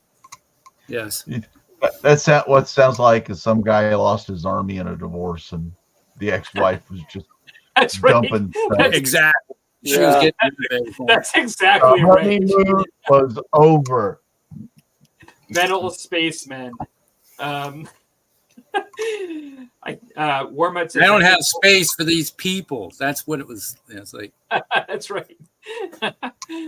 Warmat says, I think OPR will be my favorite. I didn't know that game system can be used for historical gaming. Yeah, they have a basic for a lot of stuff now. What is 1-page rules? Yeah, a lot of people are using the acronyms tonight. Now that I'm on my second extra, you're trouble losing with content. Yeah. I'm like, what is that? Battles Fleet Gothic. Jeez. BFG, OPR, BFB. You're on your second. Palmer, you're gonna have to give us You're gonna have to give us your keys. That's right. Oh, you're on your second extra there. What are my keys? Just we're like on third. Okay, my brushes and my paint. That's Yeah, like you're gonna have to give us your I brushes. gotta hand them over. You're you not know? safe to There be you go. handling a brush in that That's condition. right. All right, here you go. Take them. You're gonna regret it in the morning after you look at what you did. Oh my God! I put lipstick on everybody. Oh my God! Put Looks like a rouge on 'em. 4-year-old painted these. You're not allowed to touch those, Palmer. Sorry. We're stepping in. Step away from the brushes. That's right. Brad says 1-page rules. I have enjoyed it. I gotta look at that. I hear that brought up a lot of times. And it's like Brad has a whole, was it 1-page rules has their own miniature line too now. So. I'll bet I could hold those rules in my head for a while. All right. Rusty, you made me kill it. I've actually killed it. Oh gosh. Killed the Jameson. You're gonna cry, and it's another Jameson down. I love that's good choices. Dang. They make more of it though. Don't worry. Really no, you It's killed like the Jameson, and I'm killing my brain cells and some lauder scotch. So. That's right. Estee Slaughter. There isn't really much. There wasn't even a shot left in this. So what are you gonna do? You can't. Yeah, you got it. Might as well. Might as well. I need to go down and see if I can capture a sale like Rusty found today on this Jameson. Well, High that's V. At Hy-Vee in the fall here in town. You can get Jameson for about $17-18 a bottle. Because they'll have their liquor sale, and you just go and buy a case of it. Yeah, because it's that cheap. So. And my wife was like, "What are you going to do with all those bottles?" What do you think I'm going to do with them? I put them on a shelf, and I'm going to hug it and caress it and call it my very own. My precious. My precious. God. Brad says he enjoyed 1-page rules and that he has a Saurian star host that a friend printed for me. Yeah, so I think that's like a Lizardman space man. Yes, he shared some of the files with me that he bought. So nice. So eventually, I might get around to printing some of those off. So, not bad looking models. I have to get my my 3D printers going. I'm actually got a couple things that I got to do, and they're not. You know what I was surprised about when I moved? I was surprised how fast just regular sunlight causes that stuff to cure. Yeah, like liquid resin. Like, because I know it's UV. I understand the science behind it, but I just assume that. I don't know if Chris is still in the house because we're kind of getting low now. Some people have left, but I just assume that UV light that's like projected from like either the 3D printer or something else is stronger than sunlight, like the UV light. But it's not, huh?